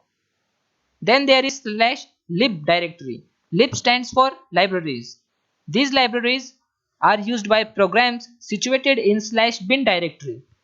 And a library is a set of functions that are shared between programs. This folder is also very important for your system to work correctly. Then you will have /lost+found directory.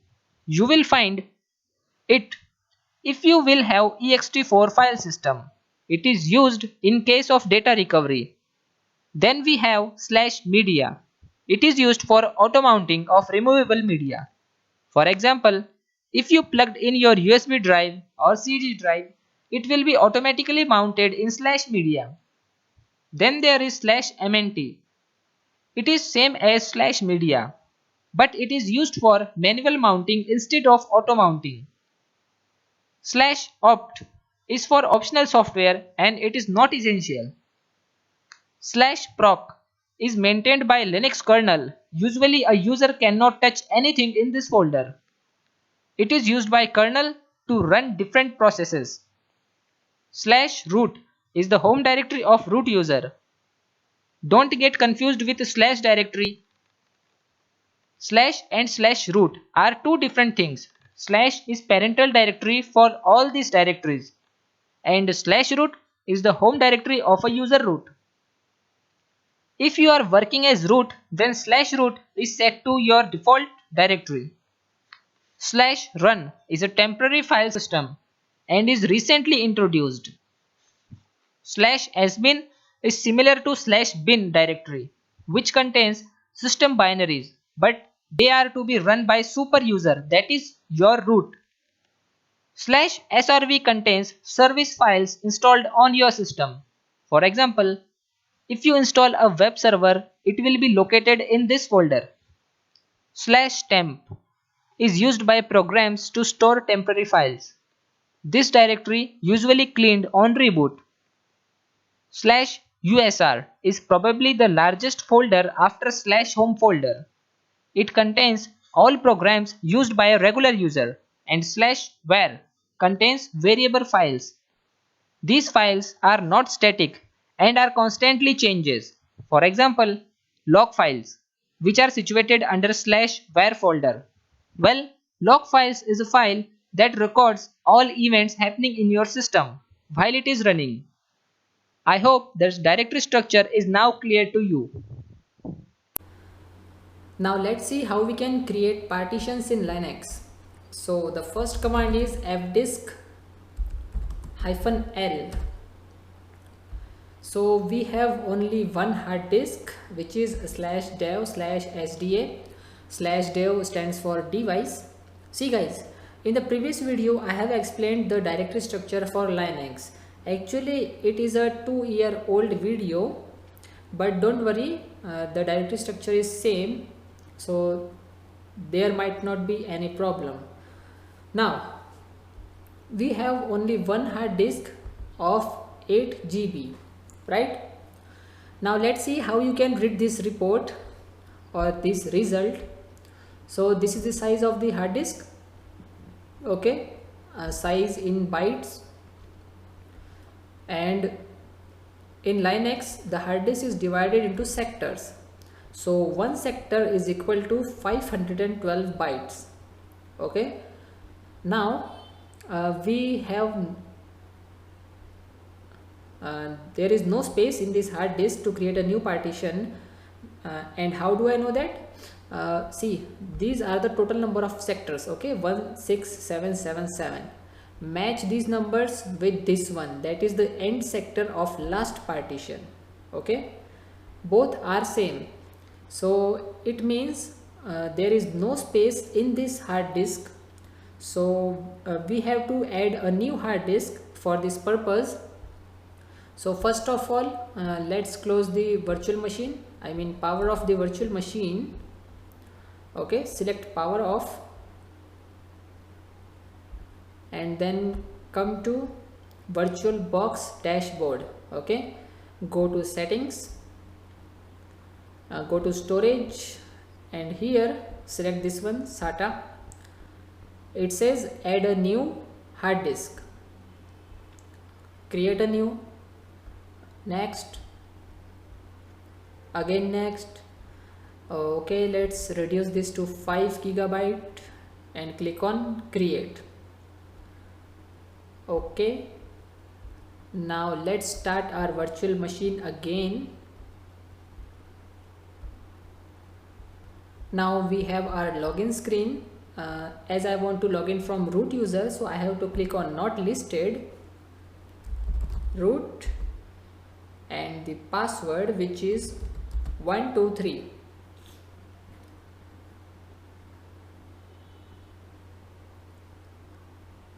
Let's wait.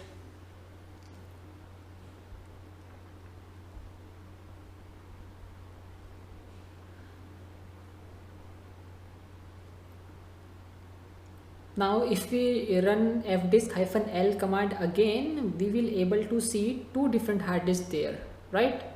So let's open the terminal first. Open in terminal.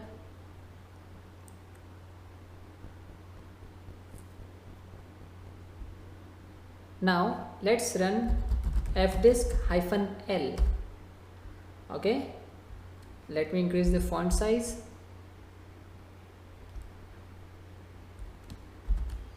See, this is the new hard disk /dev/sdb. The old one is /dev/sda. Okay, if we add one more, so its name would be like /dev/sdc. Okay, so this hard disk has 5 GB and full space is available because there is no partition exist. Okay, now let's clear the screen first and let's see how we can create a partition in our new hard disk. So fdisk/dev and sdb. Now we are in the second hard disk. So it says M for help, so let's take help, and it says to add a new partition we use N option. Okay, so let's press N for new. Now here we have two partition types. First one is primary, second one is extended. In this video we will see how we can create a primary partition, and in the next video we will see how we can create extended partition. But guys, let me tell you one thing. Primary partition has its own limitations, like we cannot create more than 4 primary partitions in Linux. Okay, I know if you have space available, but still you will not able to create a primary partition. Okay, so the maximum limit is 4 primary partitions. But if you go for extended, then create a single extended partition and then create a number of logical partitions you want it. Okay, let's say 50, 100 or more than 100 you will able to create if you have space available in your hard disk.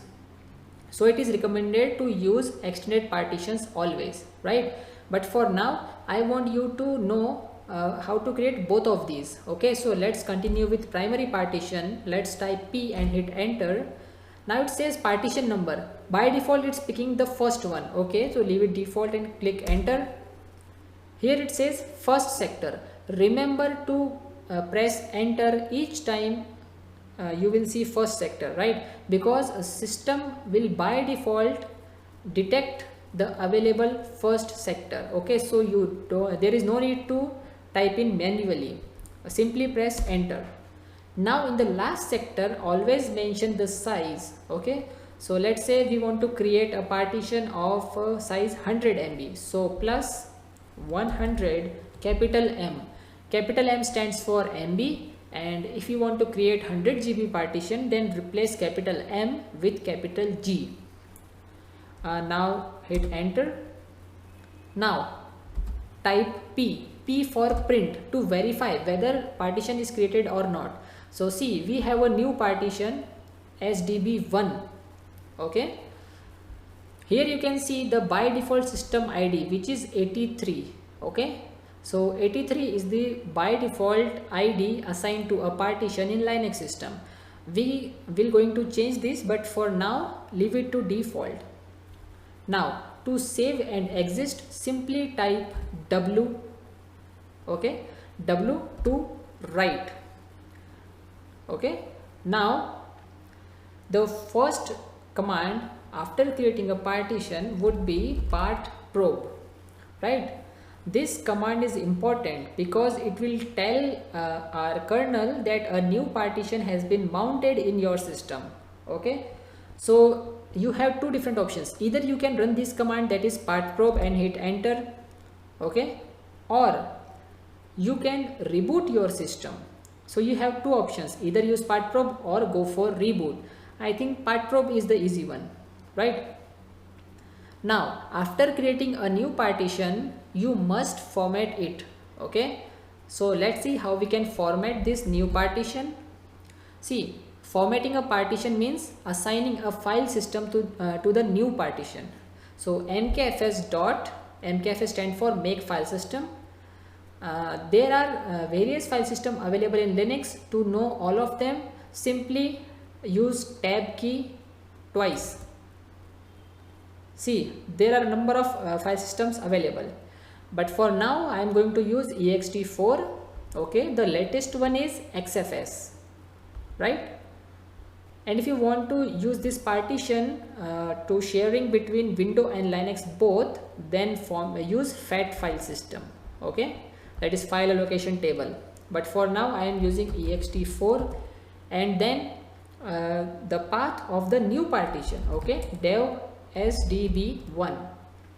Now if you forget to type 1, okay, and you press enter, then it will going to format the whole hard disk.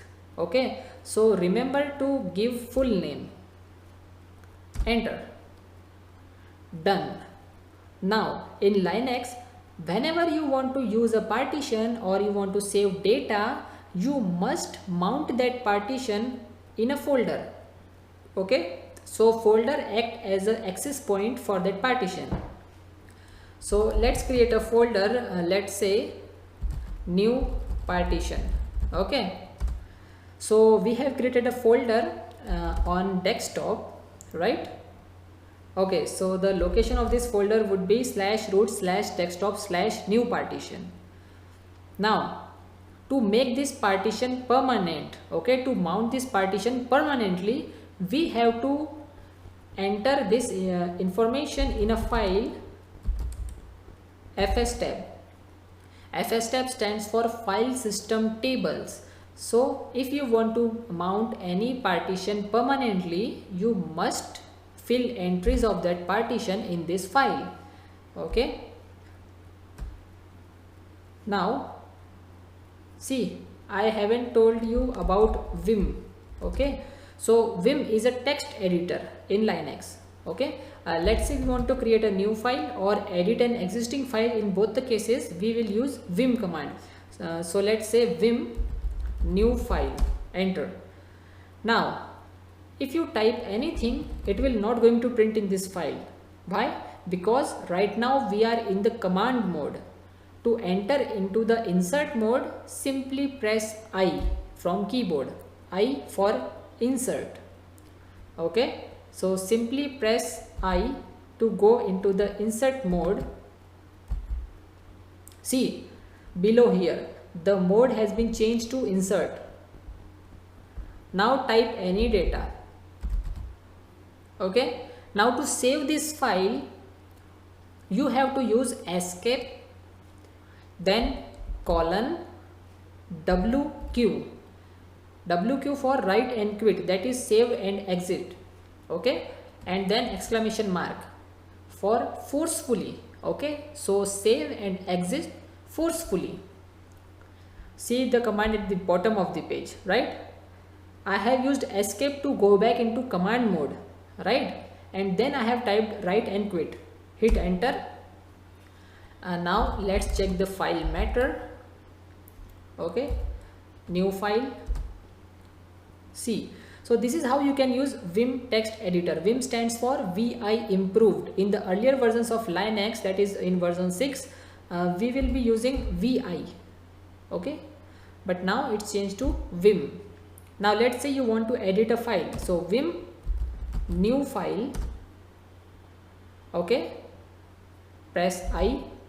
Now edit the content or add a new content, right? And to save, escape shift colon WQ exclamation mark enter. I hope now you understand how to use Vim. And now let's edit the fstep file. Come to the last line and simply press O. Now you have two options. Either you can press I for insert and then hit enter to create a new line, or you can use O. If you use O, it makes your task easier. Okay, so instead of pressing I and then enter, we can simply press O. Now let's see how we can perform the entries in this file. So first place or at first column, mention the complete path of that partition. So /dev/sdb1. Okay, to go to the next column, press tab. Right now, mention where you want to mount this. Remember, I have created a folder new partition. Okay, so mention its location, that is /root/desktop. See, Linux is case sensitive, so the D of desktop would remain capital. /new partition. Again press tab to change column, and here you have to mention file system. So I have used ext4. Okay, then press tab and then defaults, that is leave other permissions to defaults and then 0 Okay, 0 means we that this partition is not important. Don't give it a priority while booting. Okay, if you change it to 1 then when you boot your system, the kernel will first go to this partition to scan for operating system, right? So always keep here 0. That is, this partition is not important. We are not going to save any important data in this partition. Now save and exit, that is escape shift colon WQ exclamation mark enter. That's it. This is how you can create and mount a partition in Linux. Now there is last command, which is mount. Always use mount -a for all. If we run this command, then it would be going to this file, fstep file, and it will check for all the entries whether the entry is correct or not. Suppose we made a mistake. Okay, suppose we made a mistake here and we have forget the folder name. Okay, or we have assigned the wrong folder. Let's say new folder. Okay, save the file. Now run mount command again. Now this is the benefit of Linux. It will tell you where exactly you have made a mistake. It says mount point /root desktop new folder does not exist. Okay, so you have two options: either create this folder, okay, or go to the file again and correct your mistake. Okay, so new partition. Okay, now let's run command again. It worked. Now to check your partition, use df-h. See the last line. Okay, so we have our new partition which is of 100 MB.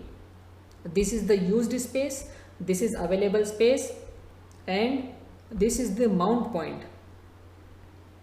right? So this way you can create a primary partition in Linux. Now in the next video I am going to show you how you can create an extended partition in Linux. Now let's see how we can create logical partitions. Remember, logical partitions always created from extended hard disk, right? Because you know that you cannot create more than 4 primary partitions. Okay, so let's see how to do that. First, clear the screen. fdisk-l, we have space. Okay, fdisk-l, we have space available in second hard disk. So fdisk/dev/sdb p for print. Okay, now to create a new partition we use n, but this time we will going to use extended partition. So E and enter, partition number enter, first sector enter, in last sector also press enter. Okay, it means we want to give all the remaining space to the new extended partition. Okay, now let's print. See, now from SDB2 we can create any number of logical partitions. Okay, we can create 10 logical partitions or 20 or 50 or 100 or even more. Okay, so now it has no limitations. Okay, so let's save this. That's it. Okay, let's run CyberPro, enter. See guys, there is no need to mount extended partition anywhere. Okay, we will create logical partitions from it and then we will mount logical partitions. Okay, because if we save data we will going to save it in logical partition and not in extended partition. So again repeat the command. Again create a new partition. See, extend, in place of extended we will able to see logical, which starts from number 5. So L for logical, first sector always enter, last sector mention the size. Let's say we want to create logical partition of 500 MB. Okay, P for print, W to save and exit, then CyberPro to inform kernel about this newly mounted partition or newly created partition, and then format this new partition dev sdb2 no sdb5. Done. Now let's create a mount point. Let's say /root/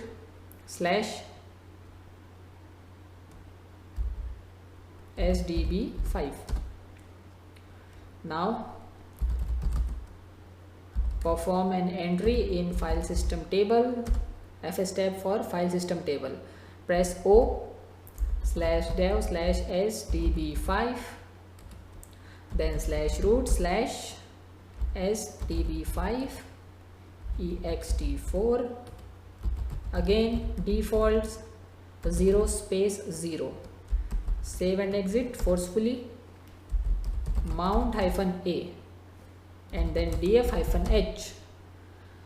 So we have created a new logical partition and mounted it on /root/sdb5. Okay, see, you can give any name to mount point. Okay, it's for your knowledge, right? So this is how you can create a basic logical partition in Linux. Now in the next video we will talk about swap. Okay, what is swap partition? I told you that Linux is faster than Windows. Okay, and the reason behind it is swap. Okay, swap partition. So swap is like a virtual RAM, right? So suppose you have 2 GB of physical RAM for Linux operating system. Now you can create swap partition just double of the physical RAM. That is, you can create 4 GB of swap partition. Okay, so actually now your system has 6 GB of RAM in total. Okay, so when your physical RAM gets full of services or processing or processes, then the remaining one goes to swap, right? So now your system has total 6 GB of RAM, right? So it helps Linux to become faster than Windows. Now let's see how we can create swap partition. So let's clear this and type fdisk /dev sdb. Okay, and for new, again logical, first sector enter, and let's say we want to create swap partition of 1 GB, so 1G. Okay, no, I forgot to add plus sign. Okay, so let's exit. See, to stop any process in Linux, simply use Ctrl C. It will stop the process immediately. Okay, now let's go into hard disk again, and for new, L for logical, first sector enter, then plus 1 capital G, P for print. But see, as it is created by default, it has assigned it a normal ID, that is 83, but swap has ID 82. Now how do I know that? Well, press M for help. Okay, it says, let me see the option T. To change a partition system ID, use T. So T for type. It says partition number 6. Okay, now press L to list all the codes. Okay, now search for swap partition here. So let's do that, and it is here. See, Linux swap has the ID 82, right? And 83 is for the normal Linux partition, right? So let's now move to the end and type the code 82. Hit enter. Now let's print again. See, the partition type is changed to swap, right? Now let's save and exit again, part probe, right? But this time we will not going to use any file system, okay, from this list, because swap has its own partition, has its own file system, that is swap. So mkfs.swap, okay, then its location, that is dev sdb6. Okay, I made a mistake. Let me see where. Okay, I have not removed fs from this command. Okay, so it would, let me clear first. Let's repeat the command. See guys, I told you that it doesn't has any separate file system, so it would be mkswap. Okay, mkswap, make swap. Done. Now to use swap, we use swapon /dev sdb6, right? Now to activate it, we use swapon -a, and to check the status, we use swapon -s. See, this is the new swap partition that we have recently created. Okay, now let's do the entry in fstep file. See, there is no need to create a separate mount point for swap partition. Okay, so dev sdb6, the mount point for swap is swap itself, and the file system is also swap. Then again defaults, and then 0 save and exit. Okay, mount -a, all good. Now if you run df-h, it would not going to show the swap partition. Okay, if you want to see swap partition, then you have to use swapon -s, right? So I hope now you know how you can create a swap partition in Red Hat Enterprise Linux. Okay, now in the next video we will see how we can create a LV partition, that is logical volume. Now let's see how we can create LV partitions, that is logical volume partitions. We will going to use LVM for this, that is logical volume manager. Okay. Now in order to create LV partitions, we first have to create PV, that is physical volume, right? And from physical volume we have to create VG, that is volume group, and from volume group we will able to create LV, right? So this is the procedure to create LV. First you have to create physical volume, okay, then volume group, and then logical volume. So suppose in future if you want to increase the size of the logical volume, then you have to go to volume group, and if volume group doesn't have the space, then you have to create a new physical volume, right? So you can create a new physical volume, then add that in the volume group, and then from volume group you will able to assign space to LV. I hope now you know it's a very simple structure. Just create physical volume first, and then create volume group, and at last create LV, right? So let's see how to do it practically. So fdisk /dev /sdb n for new and L logical, enter.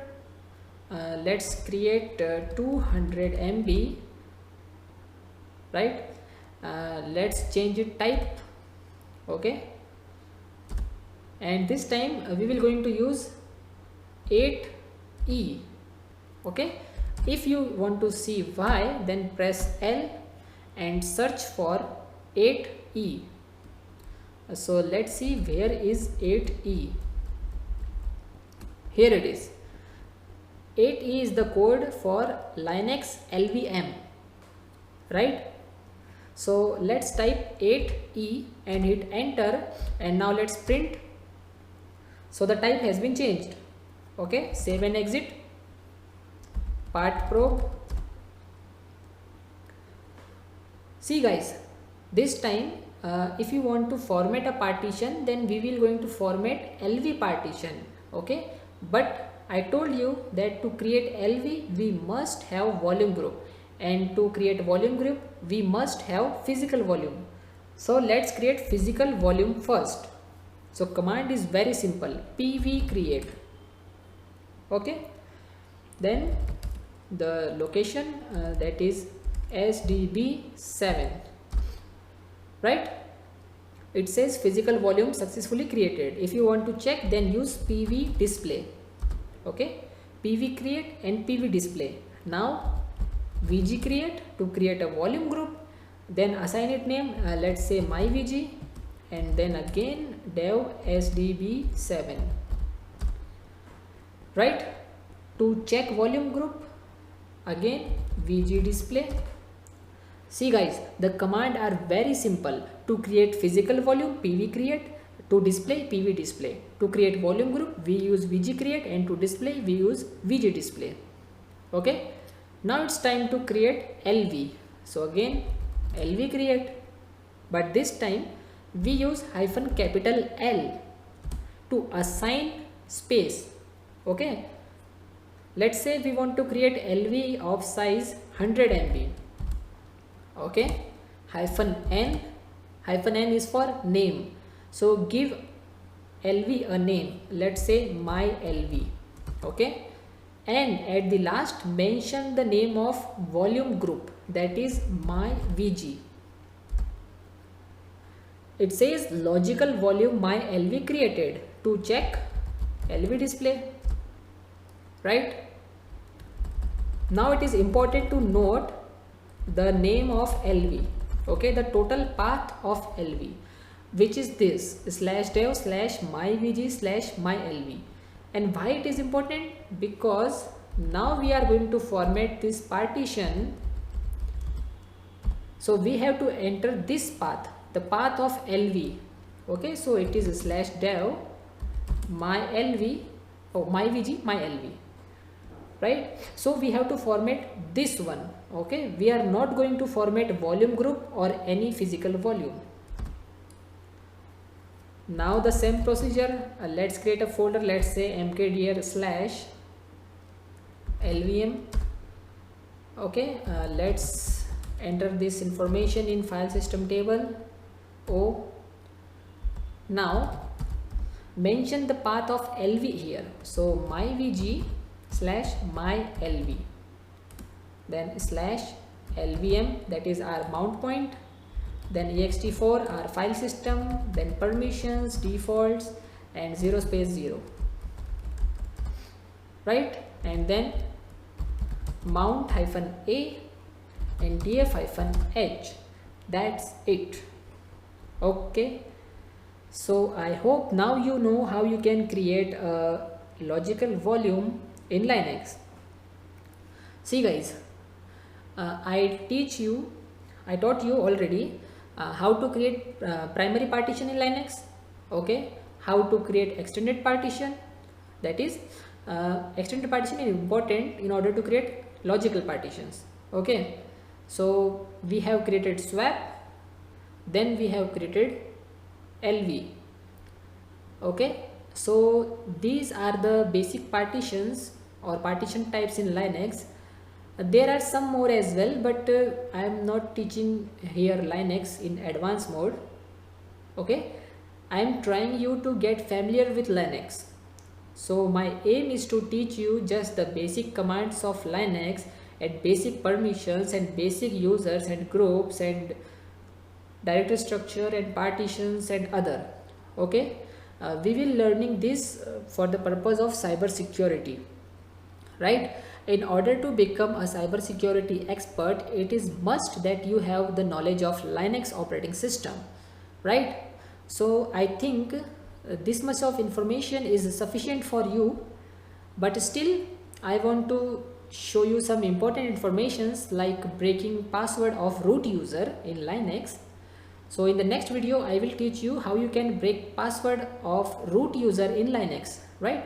And in the last lesson of this section, I am going to teach you how you can configure Apache, that is a web server in Linux. Okay, how you can configure Apache web server and how you can host your own website on your own PC, right?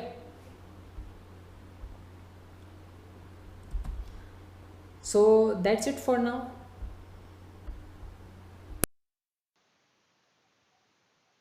Suppose you have just booted your RHEL server, you first get the login screen. But what if you forget the password or someone else would have been changed the password without your permission? Well, then we have an option of resetting the root password. For this, just restart your system, and as you get the first screen where you generally find two options.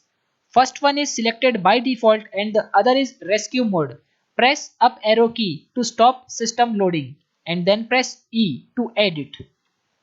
Now we have entered in the boot menu and look for the kernel line. You can see it on your screen. You need to pass the parameter rd.break.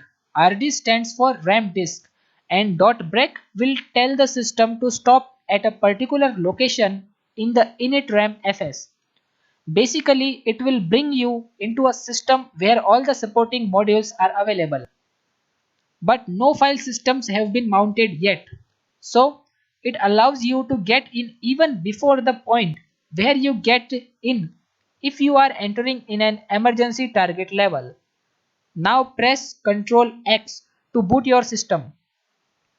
As you can see, the rd.break brings you into a root shell without asking for any password. But you are not quite done yet. There are a couple of things you need to do before you can reset the root password. First, you need to remount the file system root in a read-write mode. Because we are early in a boot procedure, the root file system is mounted on a mount point with a name sysroot. And it's a read-only mount. In this command, it is making it read-write. Next, we need to make contents of sysroot the current root directory.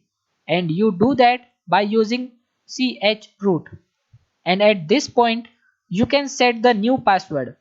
You can do it by typing echo secret pipe password wd hyphen hyphen std in root. Now we are almost there. But we also need to tell SE Linux that it needs to do an automatic relabeling. Because we are so early in the boot procedure, SE Linux is not being completely functional. And if you don't do the touch of the .auto relabel file, your changes will get lost. Now type exit to get out of the root shell and another exit which will restart your system. This will take a while, like 2 or 3 minutes, that is normal. And then you will get your login screen, and now you can log in as root with your new password. At the end, let's discuss the conclusion of this practical.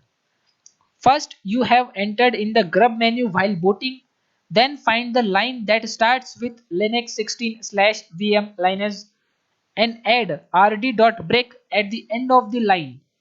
Then it will take you to the root shell, and here you have to type commands like mount -o remount rw /sysroot and so on.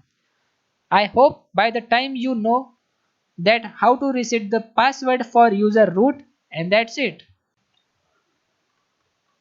When your server boots up, there are many services starts automatically. To see them, use ps aux, and you can see there are many of them. Let's see how many by using ps aux pipe wc, and the result is shocking. So everything in Linux that is happening, it is happening as a process and we can manage it. Then we have jobs. A job is a concept used by the shell, or you can say any program that a user interactively starts that doesn't detach, that is not a daemon, is a job. So let's clear it with an example. dd if is equal to dev 0 of dev null. What is happening here that it is copying nothing to nowhere, and still it is working on the shell, keeping the current shell busy. To get rid of this situation, you can move this job to the background or you can stop it. And to do that, you would use Ctrl Z. As you can see on your screen, my job has been stopped. Or if I want to move that in background, I type BG. Now it's a background job in this shell. To get an overview of all jobs that are currently running, you can use jobs command. So, jobs are always related to the current shell environment. On the other hand, processes are the total amount of tasks that are running on your system, no matter how and when or by whom they are started. Every command that you start from the shell is considered as shell jobs. So if I type ll, that's a shell job. Many shell jobs can run and then stops immediately because they have completed their work. But some commands can run longer and you can manage them. You can transfer them to the background and you can continue with other work. For example, if I type sleep 120, then it makes my current shell busy for 2 minutes because sleep 120 means going to sleep for 120 seconds. And it gives me my shell back only after 2 minutes. But suppose I need my shell back and want to do more work, I can press Ctrl Z, which stops the shell job. Then I type BG. Remember, BG works on the last shell job. We can use jobs as I explained it earlier. It shows that sleep 120 is running in the background. Now let's say you want to take a background job to the foreground. Then you have to use fg command like fg1. 1 is the number assigned to background job. Now again it makes your shell busy. So you can use Ctrl C and it is gone permanently. To see all processes running on your system, you can use PSAUX. Run this command as a root because if you run it as any other user, you will only able to see processes of that particular user and not of the whole system. You can also filter the results like PSAUX pipe head, and you can see the first there is the name of the user who started the process.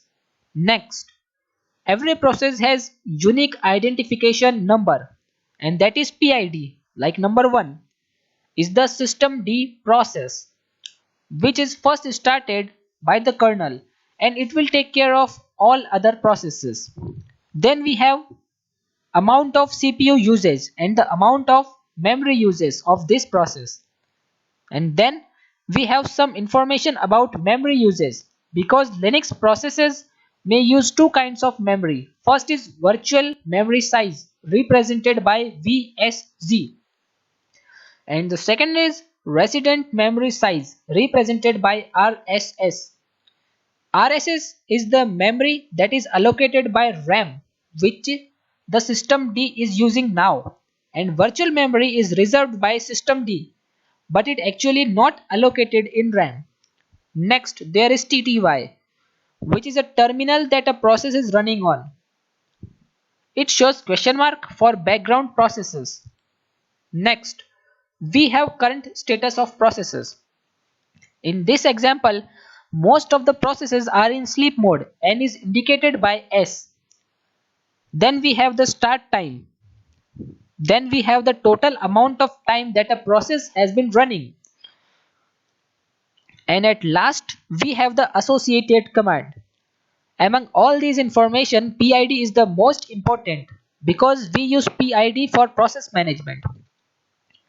Then we have three different commands: kill, pkill, and kill all commands to terminate a process in Linux. Linux operating system comes with kill command to terminate a process. The command makes it possible to continue running the server without the need of reboot after a major change or update. Here comes the great power of Linux, and this is one of the reasons why Linux is running on 90% of servers on the earth. Kill command send a signal, a specified signal, to be more perfect to a process. The kill command can be executed in a number of ways, directly or from a shell script. The common syntax for kill command is kill, signal or option, followed by PIDs. For a kill command, a signal name could be up, sig kill, or sig term, and signal value is 1, 9, 15 respectively. Like sig kill is used with 9 or -9 followed by PID would kill a process. Among all these three, sig term is the default and safest way to kill a process. Sig up is less secure way of killing a process, and sig kill is the most unsafe way among the three because it terminates a process without saving. And as you know, you must know the process ID in order to kill a process. You can also kill process by using their name like pkill, mysqld. Okay? But what if a process has too many instances and a number of child processes? Well, we have kill all command for such processes. It is simple to use. Just type kill all followed by the name of the process like kill all mysqld. To check the status of a process, use systemctl status firewalld or service mysql status. Then we have top command. The top command allows users to monitor processes and system resources usage on Linux. It is one of the most useful tools in the toolbox of system admin, and it comes pre-installed on every distribution. So when you run top command, you will see information similar to this screenshot. The upper half of the output contains statistics on processes and resource usage, while the lower half contains a list of the currently running processes. You can use the arrow keys and page up or down button to browse through the list, and if you want to quit, simply press Q. So that's it for this tutorial. In this lesson, I will teach you how you can configure Apache web server on your own Linux system, right? Now I hope you know that majority of the websites in the world are running on Apache web server, and Apache web server is based on Linux. So it is used for the purpose of website hosting. It provides you simple and secure access to all of the contents, and Apache web server uses HTTP protocol. So the package name for Apache is HTTPD, and it uses port number 80 for HTTP, and for HTTPS it uses port number 443. So let's install all of the packages for Apache. So HTTPD and star, but this won't work here, right? Now the reason behind is that it says yum is not enabled. Okay, so we have to configure yum. Now what is yum? Yum is a tool which help you to install or modify or update packages in Red Hat Enterprise Linux, right? So first of all, we have to configure some repos. Repo stands for repositories. So let's do that first. So let's move to the etc and then yum.repos.d. okay, there is no file here, so let's create a new one and let's say rel.repo. okay, but before doing this, we have to copy all of the contents from Red Hat Enterprise Linux DVD to our own system. So for that, first of all, we have to mount DVD in this system. So this is my virtual machine. Let's go to settings, go to storage, and in here we have to add the ISO file. Click on OK, done, right? Now open with files. Okay, we have to open this DVD here, and let's copy all of these folders to our machine. Okay, so let's copy, and let's paste it to, let's say, downloads folder. Okay, so create a new folder, name it rel. Okay, and now paste all of the content here, right? Now it will take some time to copy the whole content as it is approximately 3.8 gigs, right? So I have to pause this video and I will resume once the process gets completed. So now the process has been completed. Let's close this dialog box. Okay, now let's create the file. So the name would be rel.repo, right? Now first of all, you have to press I for insert. Okay, then mention the name of the repository, then comes the base URL. Okay, so right now I am using all of the packages on my own machine. Alright, but if you have any other server which contains all of these packages, then you can use FTP and then the IP address of that server. But for now, as I am using my own machine for all purposes, so I will use file : / right? Now the path of the repository, which is /root /downloads/rel. okay, now enabled is equal to 1 and gpg check is equal to. Now gpg check will help us to authenticate the repository. Okay, so I will use 0 to disable it. If you want to enable this, you can use 1, but for now leave it to 0 and save the file and exit. Okay, done. Yum clean all. Okay, let's ignore this message, and now yum repo list.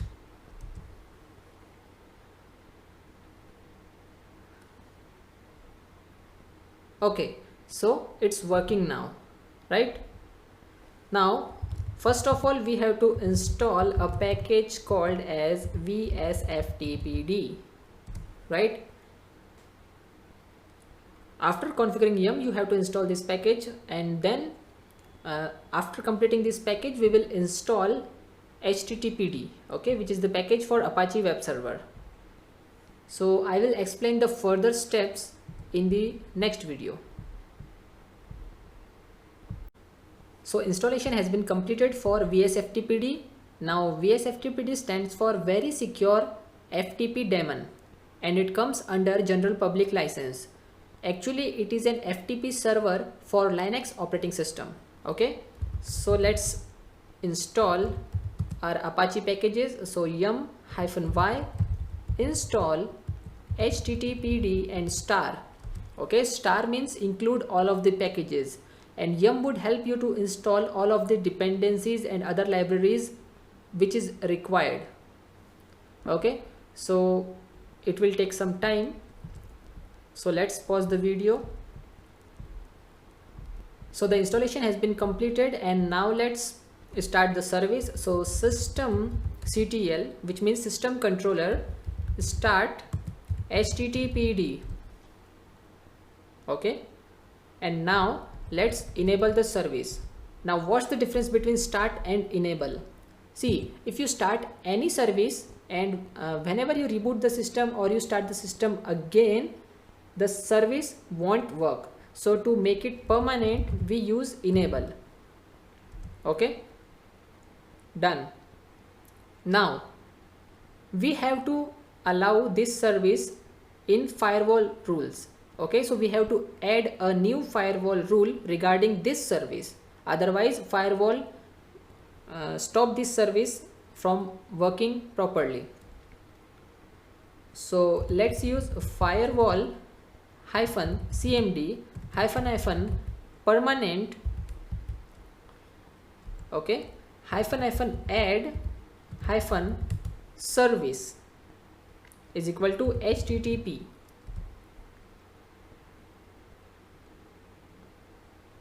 Now firewall -cmd -reload.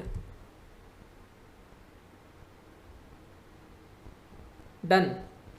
Okay, now we have our Apache web server ready. If you want to test it, open the browser and enter the IP address of this machine. Okay, but for now I will type the IP of localhost. Okay, so let's try this, and 127.0.0.1, hit enter, and you will able to see the default page. Okay, now if you host any website here, you will able to see that. Okay, and the path, the by default directory for Apache is this, which is /var www and html. Okay, so let's do that. Let me close this first. So close tabs. Okay, now let's move to var www and html ls. Okay, there is nothing here, so let's create a new file, that is index.html. okay, hit enter, enter any matter you want, like hello world, save the file. Suppose this is your web page. Okay,